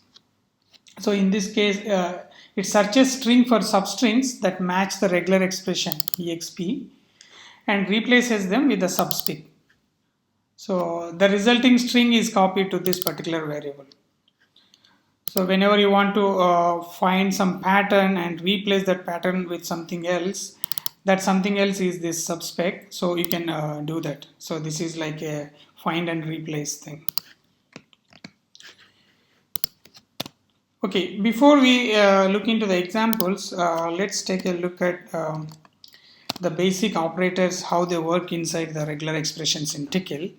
So when you have a caret symbol, it matches the beginning of a string, and dollar to match the end of a string, and dot matches only one single character, and star matches 0 or more of previous characters, and plus will match 1 or more of previous characters. And when you have something inside this square brackets, it means it's a character class, and it will only match that particular character whichever is defined in this square brackets here. And this is just the opposite of this, so it will negate that the previous operation. So whatever is whatever is there in this particular set will not be matched here. The rest of the characters will be matched. And you can also group things to refer later. So for example, if you group certain string and it gets saved into the memory, and then later you can reference that using a backslash number. We'll see that with an example later. Okay, let's start with a simple thing here.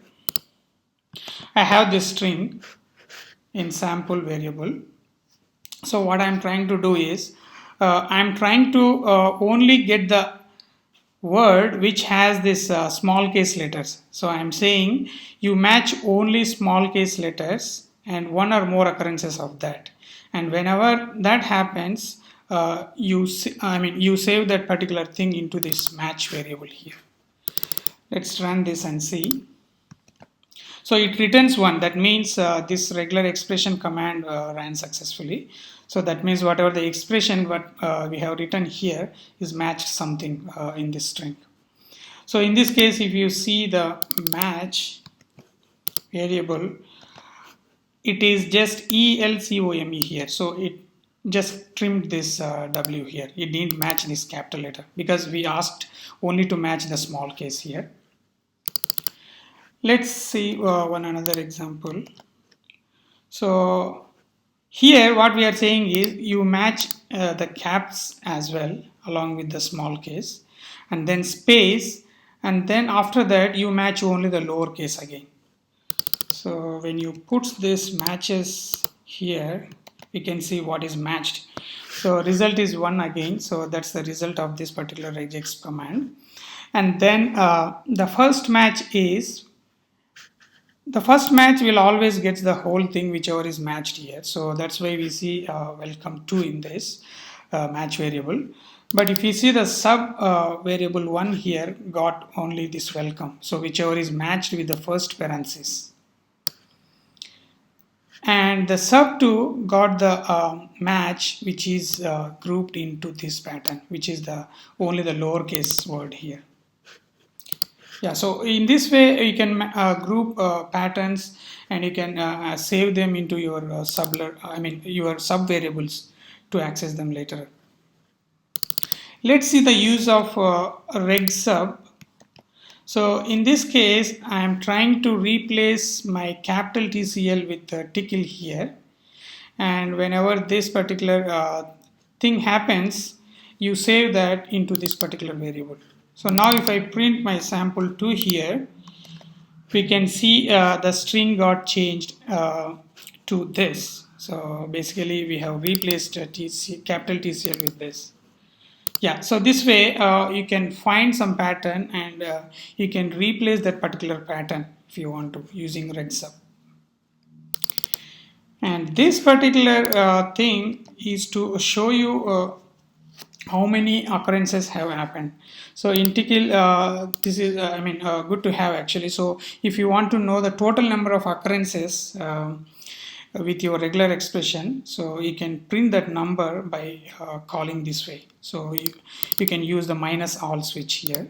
So that will give you the total number of pattern matches. So in this case what we are saying is, as we discussed earlier, this cap negates the expression. I mean, in this case we are saying we have put space inside this character class, right? So it's not going to match only that space, and the rest of the characters will be matched. So that's why in this particular string, except this spaces here, all the words are matched, and we use this minus all to get the number of total matches that have happened with this expression, which is 3 here. So we have 3 words. Now for this, okay, so what this does is, whenever our string is enclosed either in double quotes or single quote, it's going to match. Now let's see, let's just first set the string here. Let's say first I am not enclosing my string in double quotes, and I just want to perform this operation first. Sorry, this one.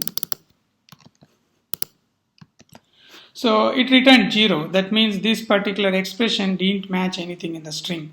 That's because our string is not having any double quotes or single quote.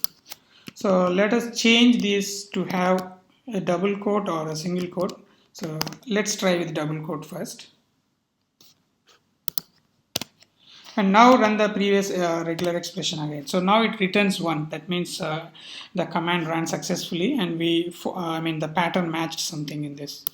And now if you put this enclosed string here, so it prints the string that we have assigned here to string. So even if it was single quote, it should match. So it is matching, and you can verify that by running puts. Yeah. So basically what we are saying is in this character class we are only putting double quotes or single quotes. So whenever you match that, you group that and save into the memory so that we can use later with \1, because this is the first grouping. And then later we are using this caret symbol. So whatever the characters followed after this caret will not be matched, but all the rest will be matched. And we are saying star, so zero or more occurrences of this particular thing, you match that. And then until when you reach the next code, so before this code this particular thing stops, and we are saying \1, so that means we matched the code, double quote or single quote here, and we are just adding that here. So our string will be complete with the quote, double quotes or single quote with this expression. Now let's see some other example here. So in this case, what we are trying to achieve is we are trying to get the word, how many times it is occurring in this particular text.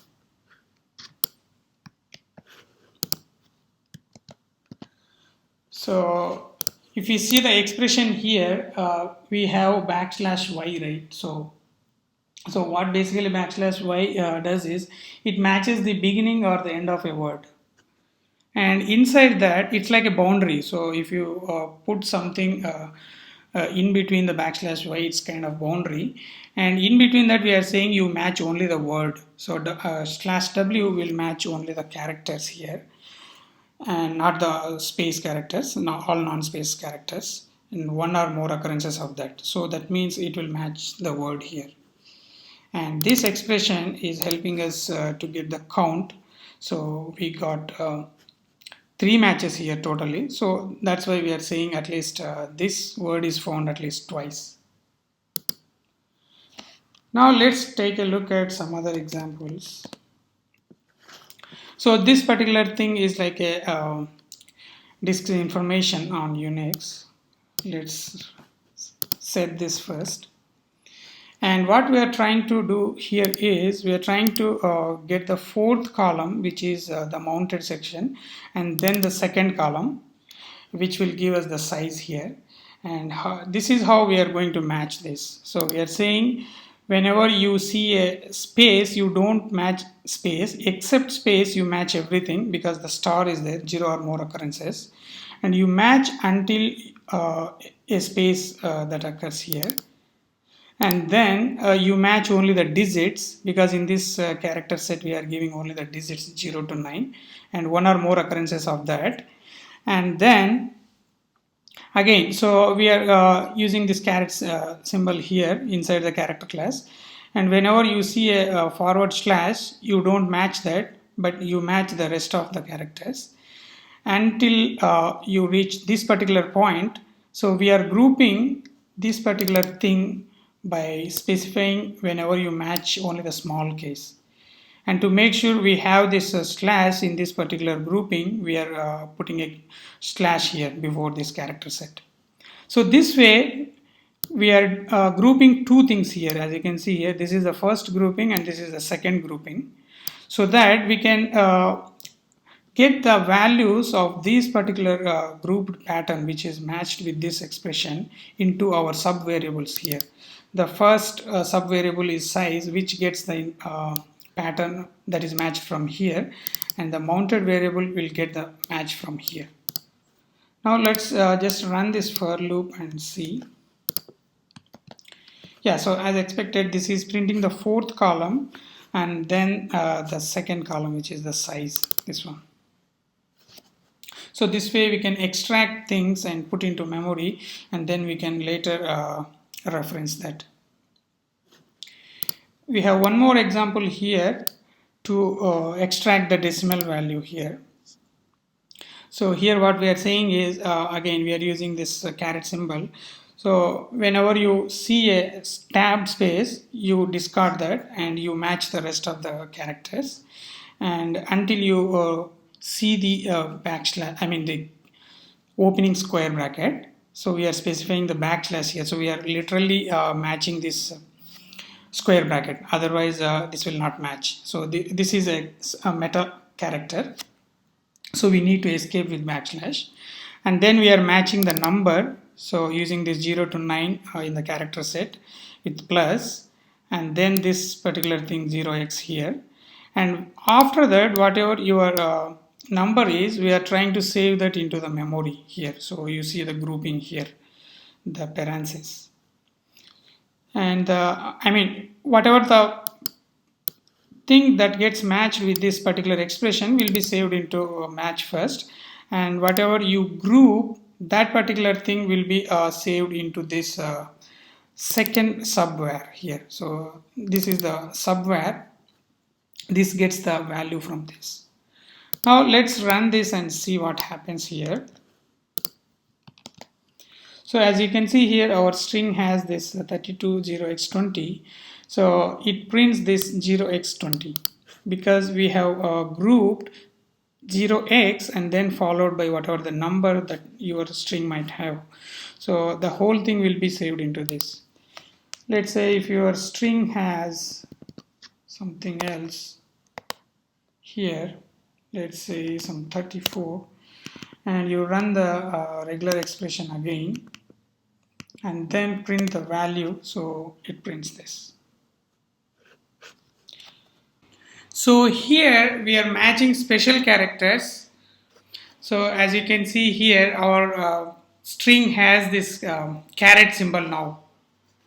So what we are trying to do here is we are trying to match the caret symbol using this escaped square bracket here. So if I run this particular regex, now this will match the cap symbol. So as you can see here, so this matched the cap symbol, but not the letters that was there before this cap.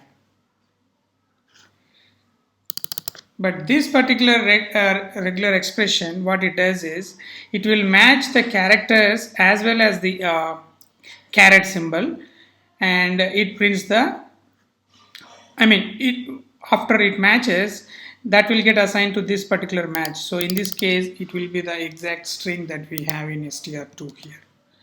So let us just print that and see. So now as you can see here, the exact string is matched. That's because we have, again, we are using this backslash square bracket here.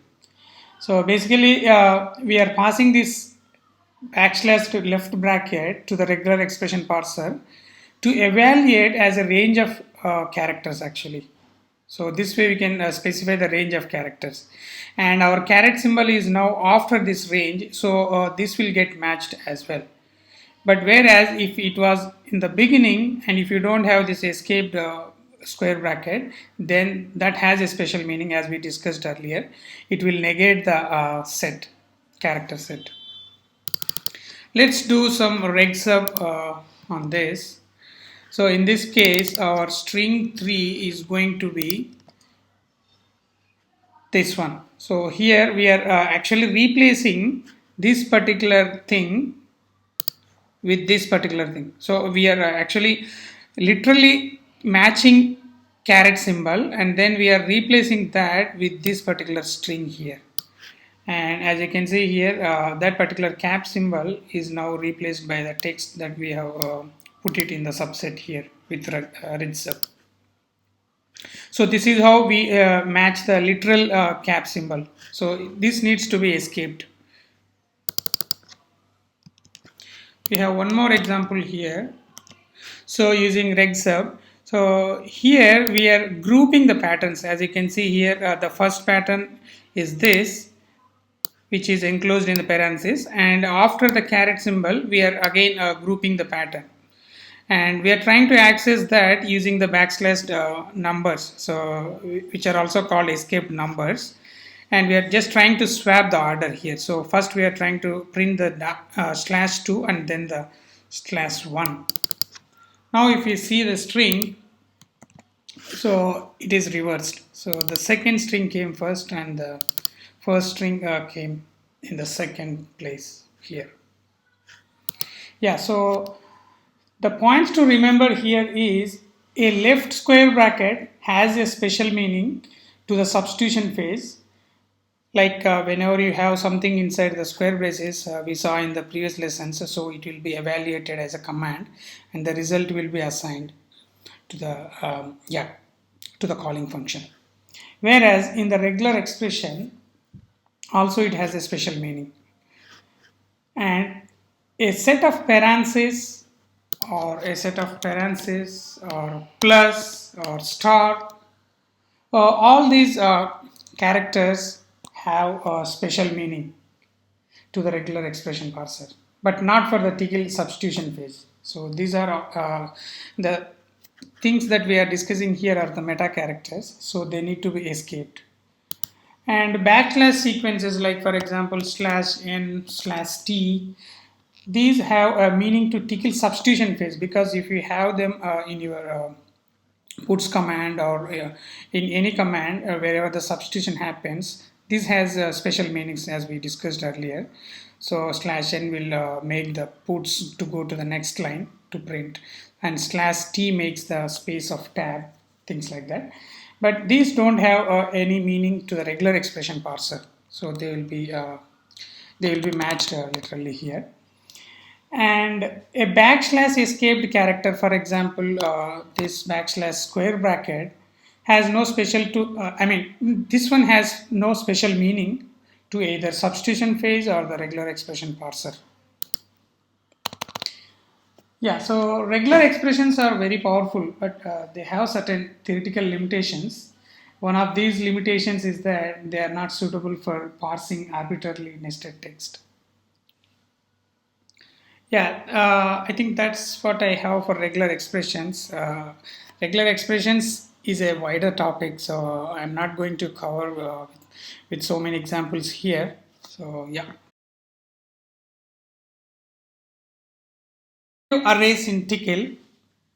Languages like C, Basic, Fortran, and Java support arrays in which the index value is an integer.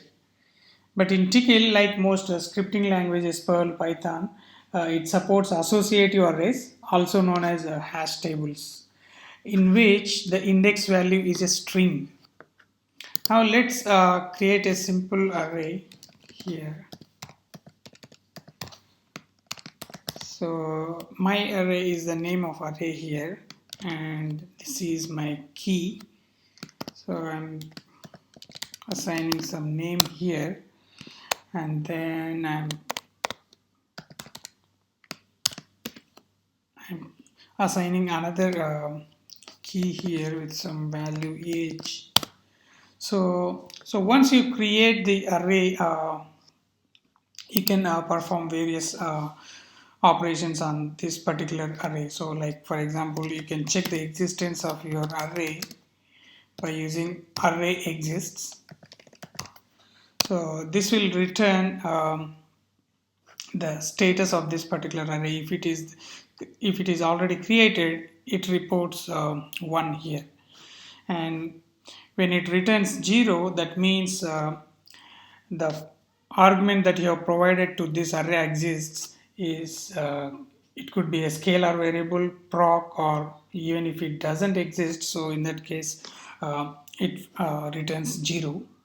We can also check the names of the array using array names. So this will return the keys here, so basically the index for this array. And if you want to check the size of your array, you can use array size. So this will return the size of the array. So we have 2 members here in this array. And you can also get the information like the key and the value both using array get. So this will return all the elements in this particular array. So here in this case, it is returning a list in which each odd member of the list is an index into the associative array. So if you see, the first one, which is the indexed one, is printed first, and then the 0th one. Yeah. And you can also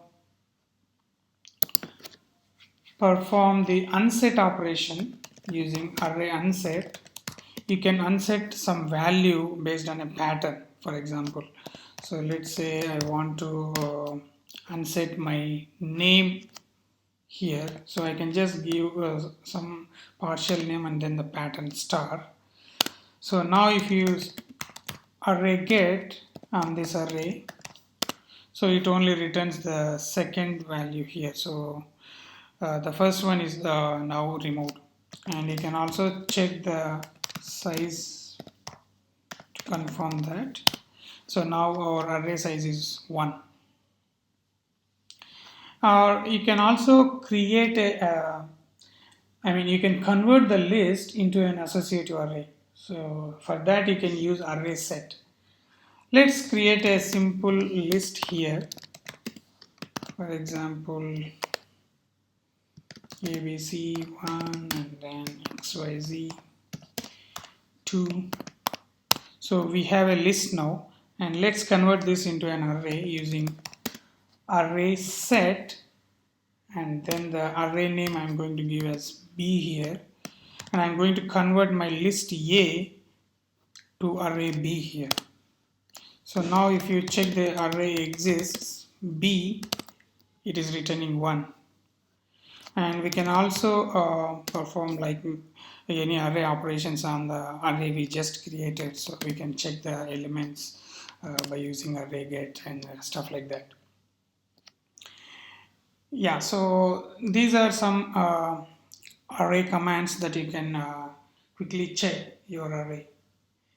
Let's see how we can loop through array and get the values of array using some examples here. So let me create my array here.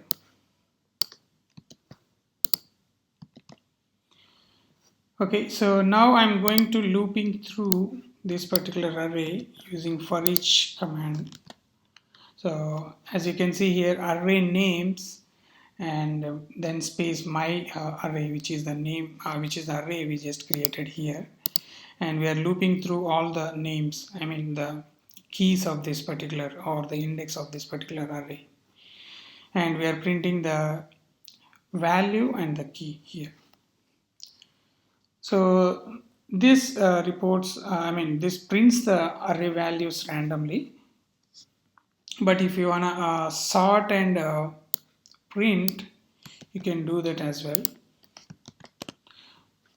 So now it is printing in the alphabetical order, first age and then the name. And let's say if you want to just get the names and values directly, you can also do that by gripping these two name and value at the initialization phase itself. So you don't have to put the my array then slash name here. So the key and the value pair will get assigned from this array. Yeah. Now see, while arrays are great as a storage facility for some purposes, they are a bit tricky. So when you pass them to a procedure, they're actually collections of variables. For example, if you run this, so this will error out. Yeah, so we cannot just directly pass the array value like this to a procedure. However, we can run this. See, this one didn't work for the reason being array does not have a value. So instead, so this above code can be modified like this. And then now if you call the proc using just the array name, not the dollar here, if you notice. So this will work. So whatever the values that we added into this particular array, now they are getting printed. That's because of using this upvar here. So yeah, so instead of passing a value for the array, we are passing the name here. So this gets aliased via this upvar command to a local variable that behaves as original array. So we can make changes to the original array in this way.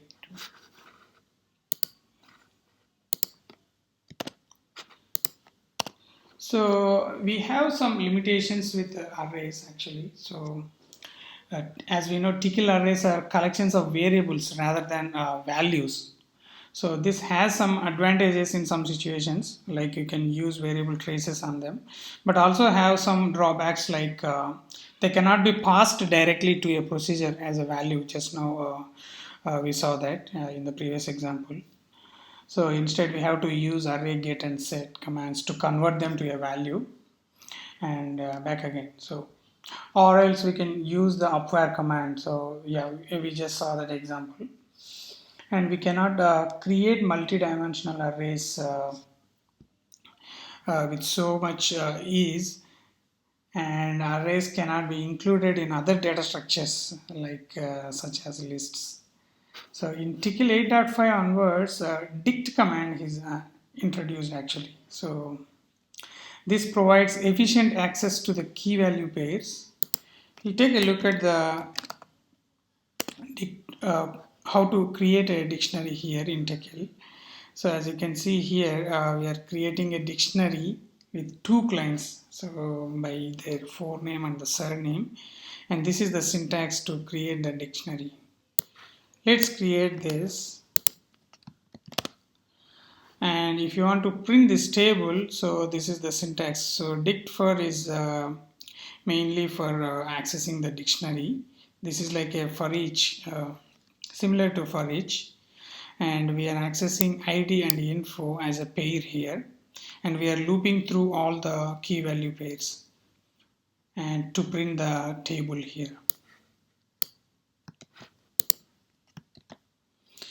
So here we have two clients here, and it has these forenames and surname. So you can print using the dict for using this way. So unlike arrays, you can nest dictionaries so that the value for a particular key consists of another dictionary. That way we can elegantly build complicated data structures such as hierarchical databases, for example. Tickle dictionaries are therefore much more like Tickle lists, except that they represent a mapping from keys to values rather than an ordered sequence.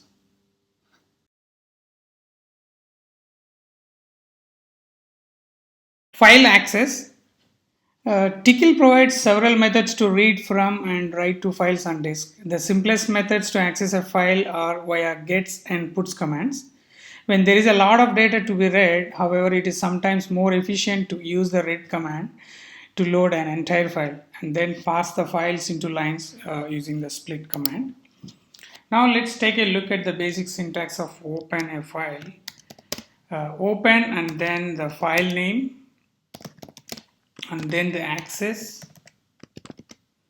and permissions. So an access can be in multiple modes. For example, you can open a file in read mode by R. You can also open in R+, and if you want to write to a file, you can use W plus, and we also have this mode for appending A and A+. So you can open a file in these 6 modes.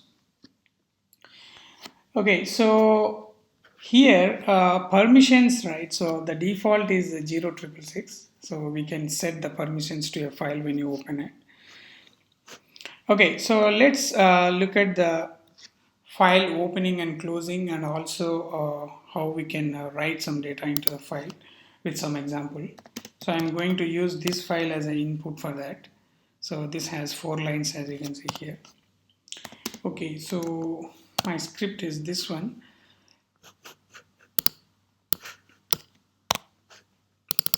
First, open the file in read mode. So whenever you open a file, it returns a token, so that using this particular token we can access the file. And let's set the value of 0 to number first. And now we are going to access the file using gets here. So in this case, what gets does is basically it returns the number of characters read. and places the line of input in the variable name. So whenever it hits -1, and that's where we reach the end of the file, and it exits from the loop. So inside while loop, we are incrementing the number for each line using increment command. And once we are done with the while loop, so we are closing the file here. So by using close and then the file token. So this is effectively the variable that we used when we opened the file. And now if you print the number of lines of this file, we get the number. Yeah.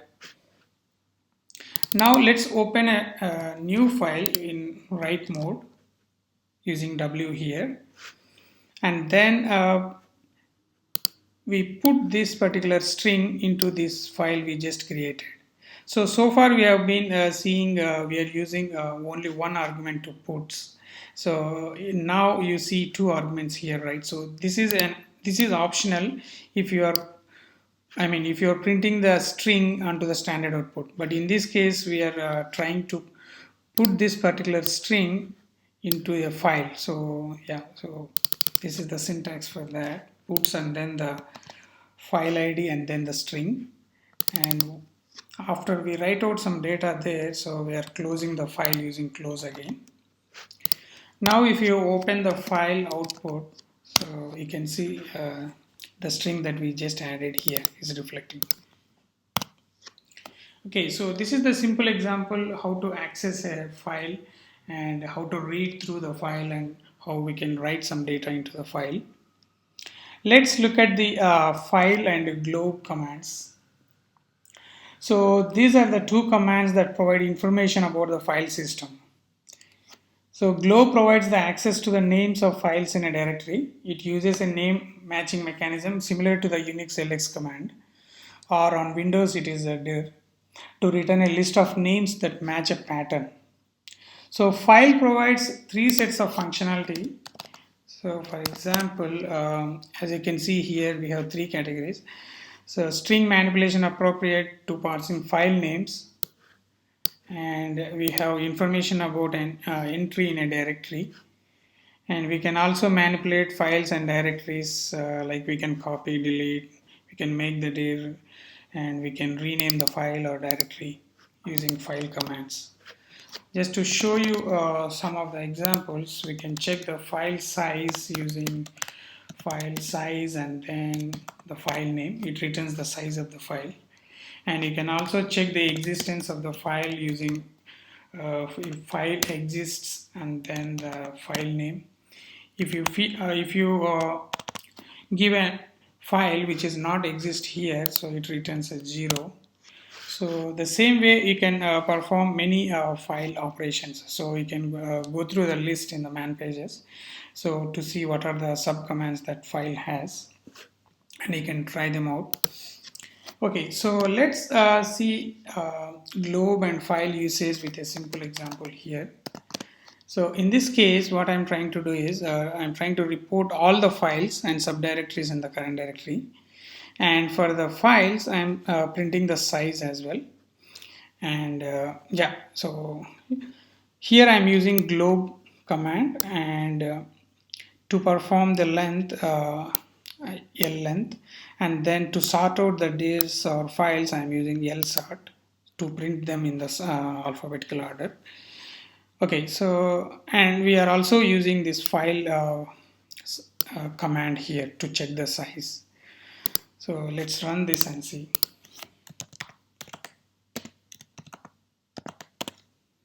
So this is listing out all the directories and the files with their sizes here.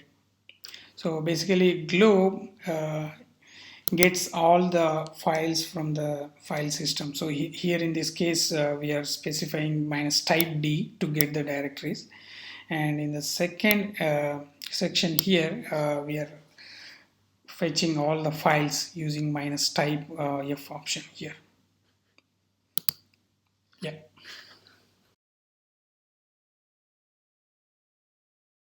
Other programs from Tickle.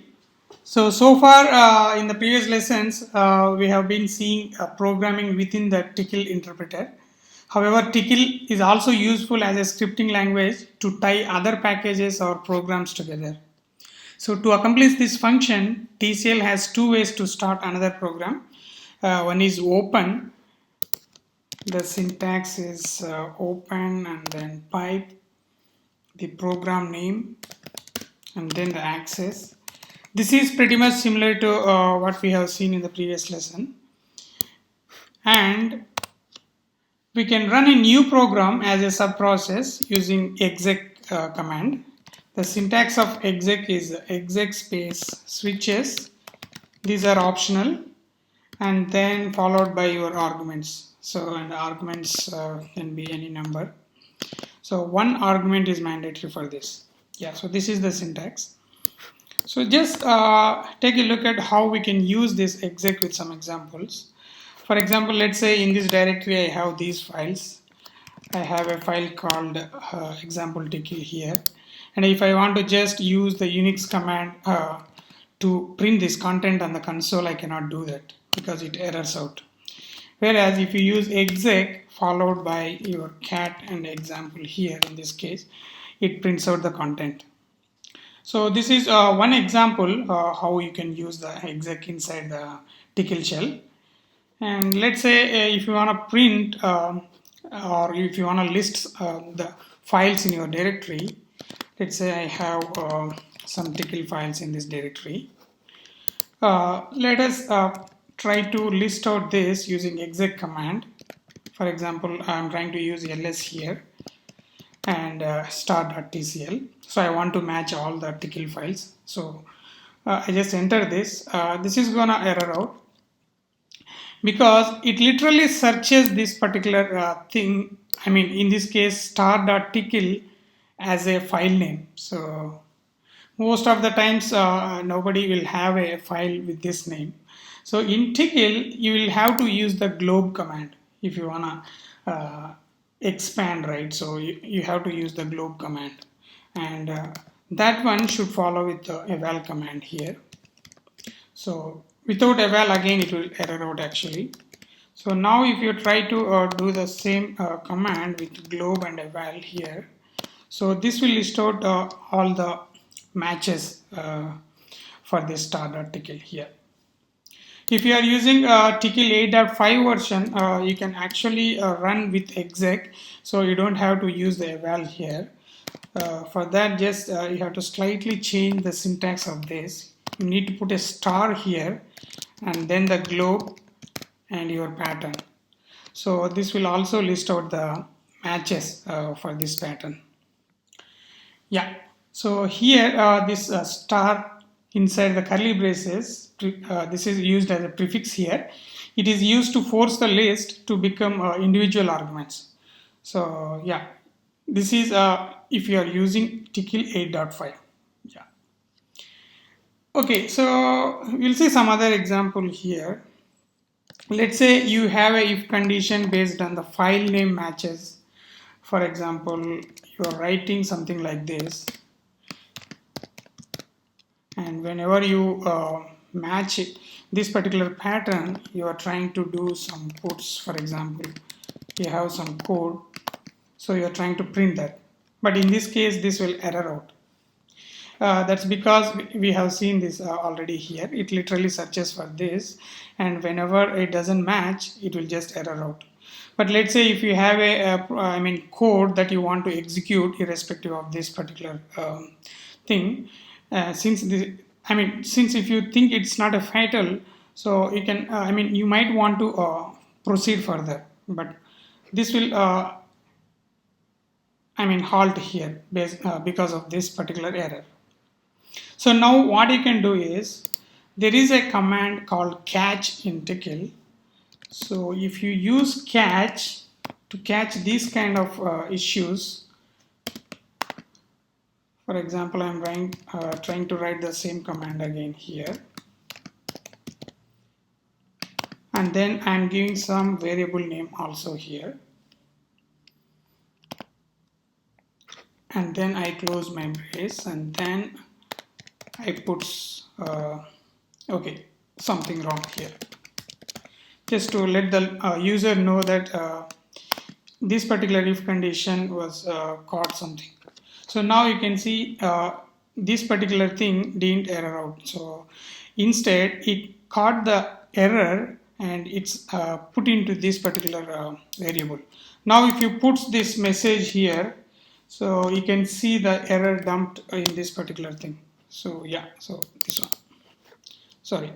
So this particular example is showing this error, right? So here, so the same thing, it got dumped into this particular variable. Or you can also print using the standard global variable in Tickle, which is errorInfo. So you can also use that to check your error. So this way, by using catch, you can guard against this particular error from upsetting your script. Okay, so these are some uses of how to use exec, and let us see some of the existence of commands and variables. So let's learn about that now.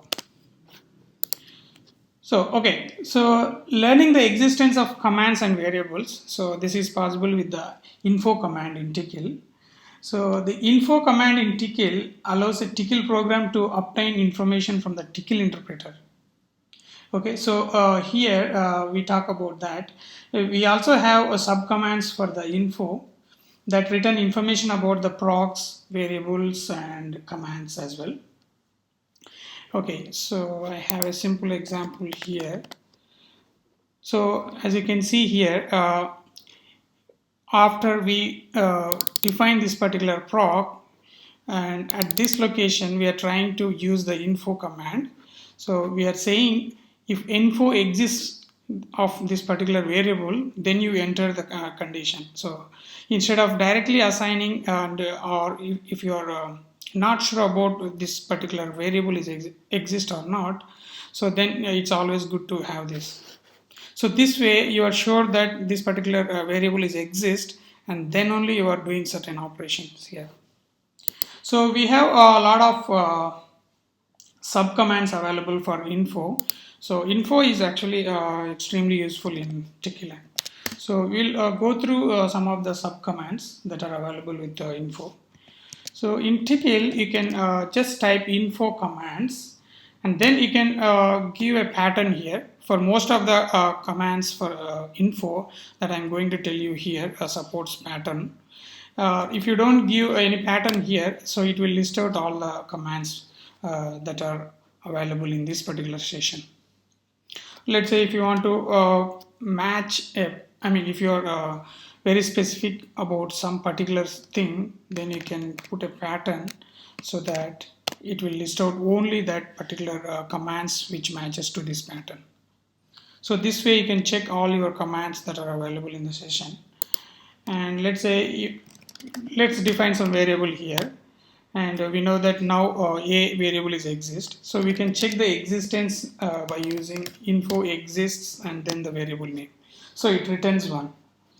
So let's say we don't have a b here, so if you do info exists on b, it returns 0 here. Likewise, you can also perform on info functions to see what are the functions that are loaded in the session by using info functions. Again, you can use a pattern here. And you can also check the global variables using globals and also locals. And you can also use info to know about the procs that are loaded into this particular session. And again, so you can use a pattern to match a specific one. For example, here I want to just check the auto. So it lists out the procs which are matching to this pattern here. Yeah, so this way you can perform many things using info command actually. And we can also use the info to get the state of the interpreter. For example, info can be used to get the command count, and you can use to know the level of your level of your script that you are working at the session, for example. So if you just enter now, it returns 0. So that means we are working at the top level. Let's say if you are running a code which is basically contains a proc, and that in that case it returns 1. So that means 1 is basically is a proc called from a top, and 2 is a proc called from a proc again. So yeah, and you can also use to see to check the script, for example here. So this returns the name of the file that is currently being evaluated, and you can also know the Tickle version using info Tickle. So here I'm using 8.5 version. So yeah, these are the ways that you can get the state of the interpreter using these info commands. And let's see some other uses of info command as well here. So we can also use this dedicatedly for procs, for example. So let me just source this proc here. So okay, now if you want to see the arguments of this particular proc, you can quickly run info and then the proc name.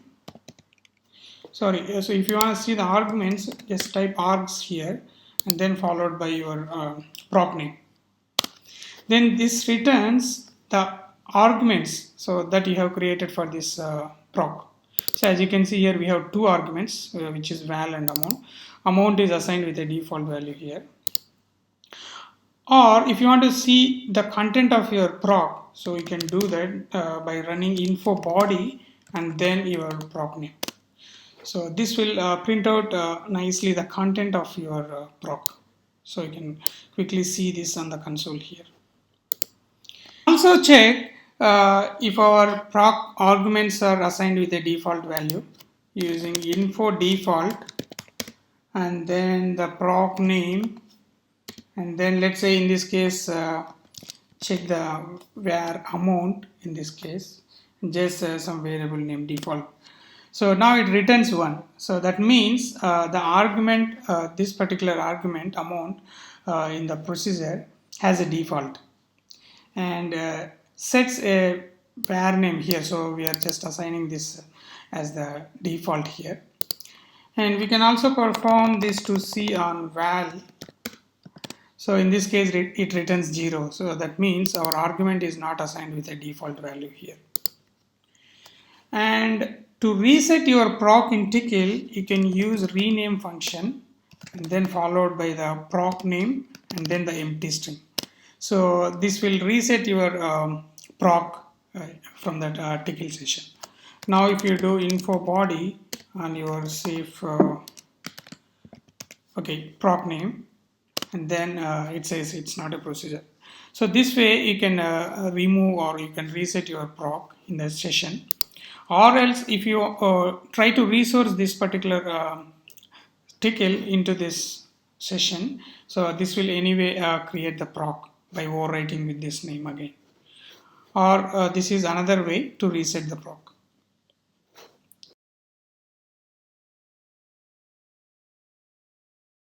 Let's look at how to create commands using eval command in Tickle, and also some useful stuff here. So one difference between Tickle and most other compilers is that Tickle will allow an executing program to create new commands and then execute them while running. So a Tickle command is defined as a list of strings in which the first string is a command or a proc, and any string or list which meets this criteria can be evaluated and executed. So the syntax of eval command is eval space the argument, and then you can have any number of arguments, but one argument is must here. So you can have a number of arguments. So the eval command will evaluate a list of strings as though they were commands typed at the command prompt or sourced from a file. So, and eval command normally returns the final value of the commands being evaluated. If the commands being evaluated throw an error, then eval will also throw an error. We'll take a look at this using some examples. For example, let's say I have a variable here, and into this I'm trying to put something.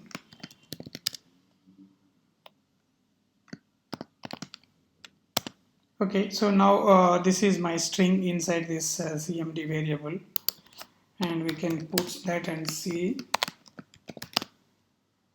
Now if I use eval and with this argument $command here, so it basically performs the puts operation. So we have saved the particular this particular command in a variable, and we are passing that as an argument to eval. We'll take a look at this using some examples as well here. So remember one thing, when you pass arguments to eval, so the Tickle can use concat or lappend to concatenate the strings together. So basically to group the strings, so it will either use the concat or the list or list operations basically. So we'll see both the examples here.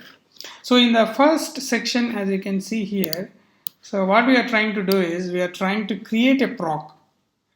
So we are saying if this particular proc doesn't exist, then you go inside and then you put this thing, and then we are assigning some values here to a variable num, and then we started writing our command. So as you can see here inside the codes, we are creating a new proc here, new proc a, and then we are keep adding some strings to that particular command.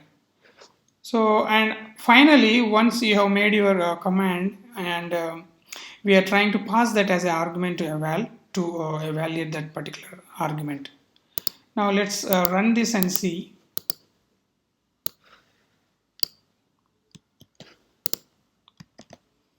So now let's use our info command. So we know that we can print the content of the proc using body, info body. So this is our body here. So yeah. Now if you print this, so it returns this particular thing. So the info body, and then we set the proc name here. So yeah, that's what we have seen here. Yeah.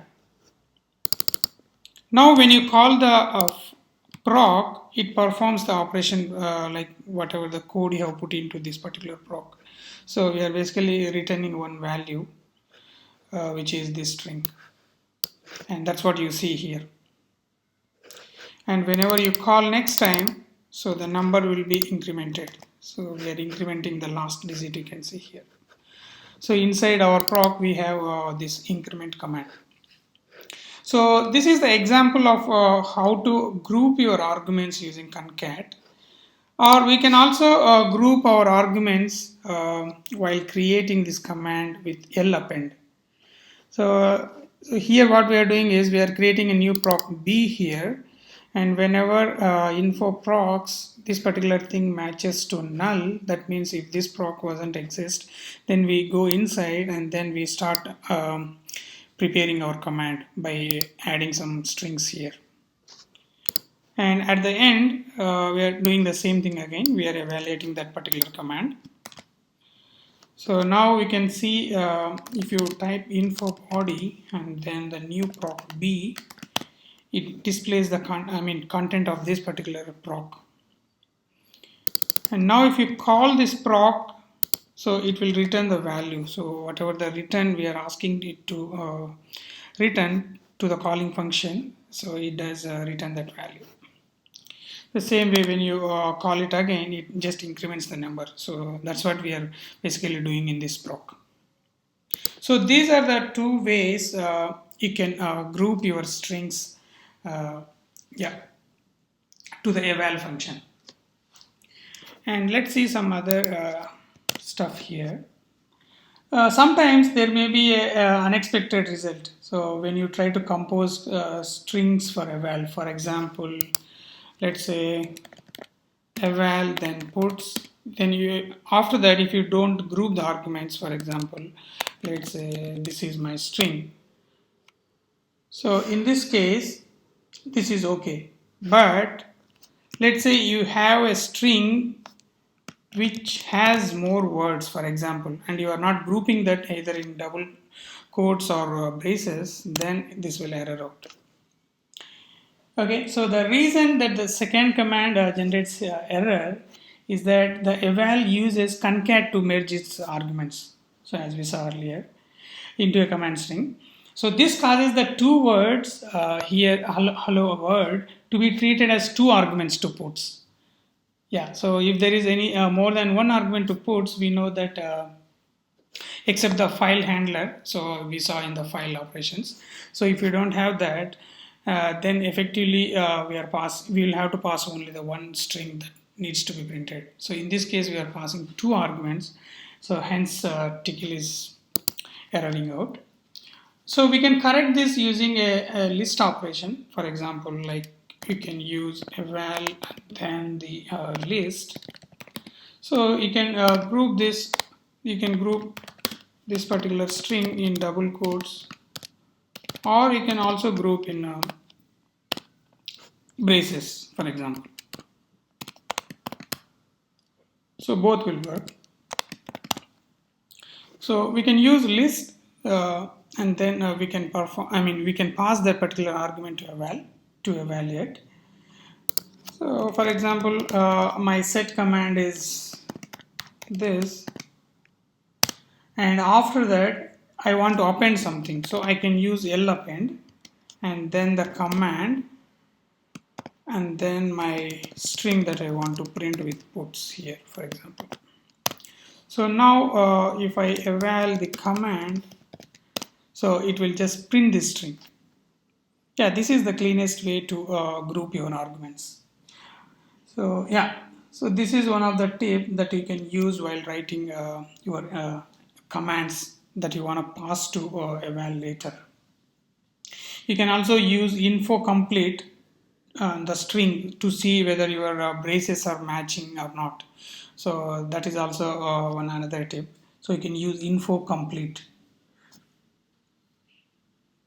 And okay, so for the substitution, substitution without evaluation. So okay, we'll look into this now. Tcl interpreter does only one substitution pass during command evaluation. So we have seen that so far in the earlier lessons in this tutorial.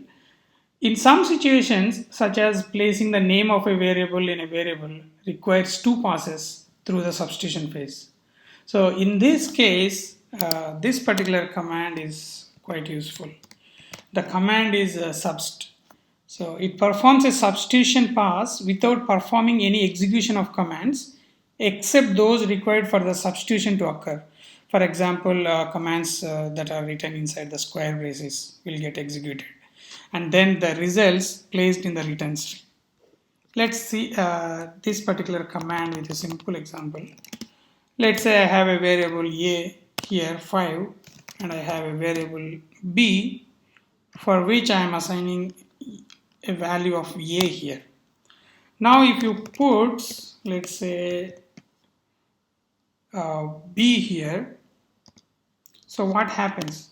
It will first replace this this particular substitution happened, but we know that only one pass of substitution happens, and after that you get the literal dollar here.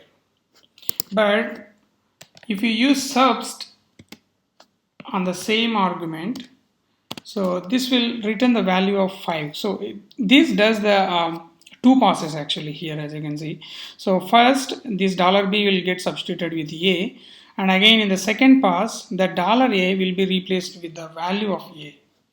Yeah, so if your intention is this double substitution in your code, so you could probably use a subst command.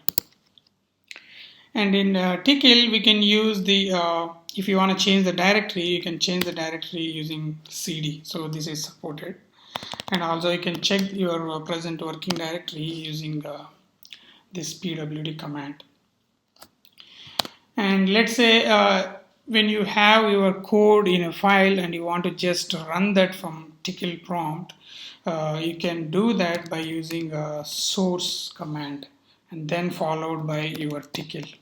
So as I mentioned earlier in the tutorial, so we can invoke Tclshell in two ways, right? So one is you can just literally invoke the Tclshell and then you can run the commands interactively, or you can, if you have a script already prepared, and then you can just source that using the source command, and then this will get sourced.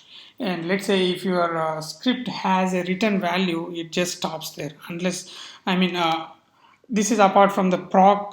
If you have a return in the proc, so excluding that, so if you have a return somewhere else, so it will just stop there and returns that particular value, or otherwise it executes until the end and then it comes out.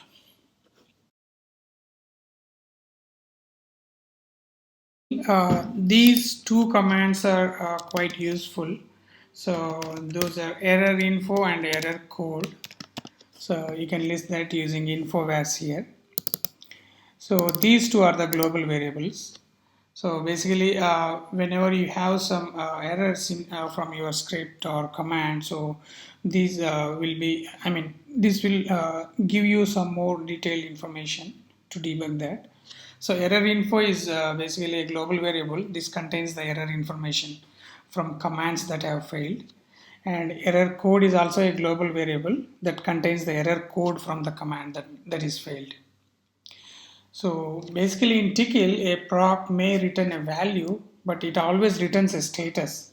So when a Tickle command or proc encounters an error during its execution, this global variable error info is set and an error condition is generated. For example, let's say here you have a proc A and that is calling B, and then again B is calling C, and then C is calling D. And let's say when D generates an error, so the call stack will unwind.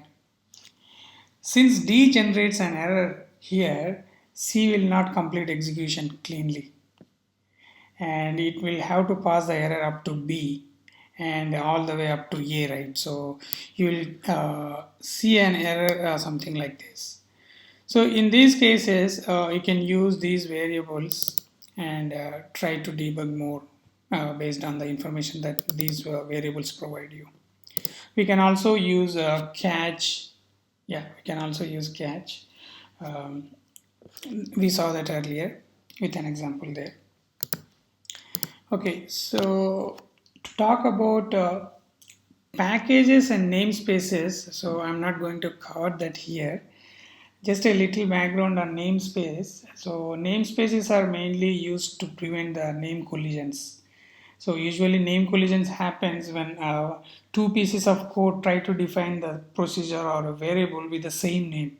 So in those situations, you can define your own names.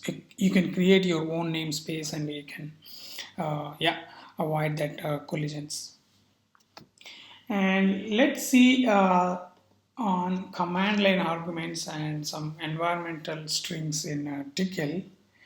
So, like, okay, I have an example here. So in Tcl, all the arguments like from the command line will be stored into a array called argv here, and argc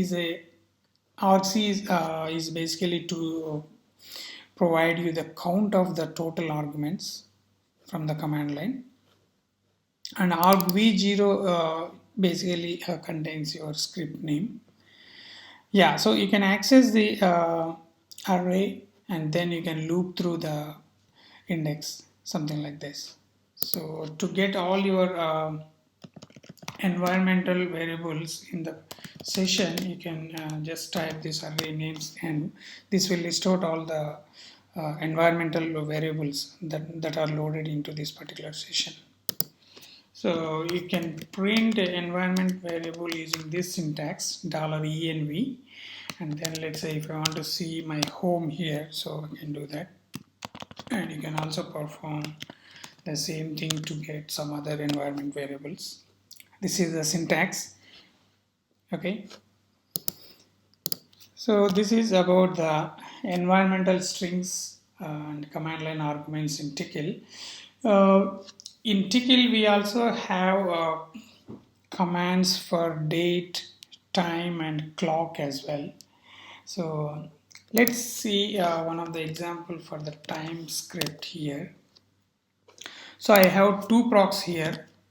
So as you can see, time test 1 and time test 2 here, and this is quite useful when you want to quickly know the compute time or the run time that your piece of code takes for to do a certain operation. So in this case, we are assigning, let's say, some 4K members into an array and also into a list, and we are trying to get the runtime using this time command. So yeah, here the syntax is like time and then your script, and then this specifies the count. So this particular, when you run the time command, so this returns the number of milliseconds it took to execute this script. And here in this case we are specifying the count, so it will run the script that many times and average the result. So the time that it is going to return is the elapsed time, not the CPU time. Let's run this and see what happens here. Let's create the procs first before we call them. And now I am setting up my array and list until 4000 elements here. And now let's run the first time test here to see how much time it takes. So this is the average time. So it took 104.28 something. So this microseconds per iteration to do this operation, L search operation here. And we also perform that with array here. So now you see here it took very less time. So in this case, so 4.872 microseconds.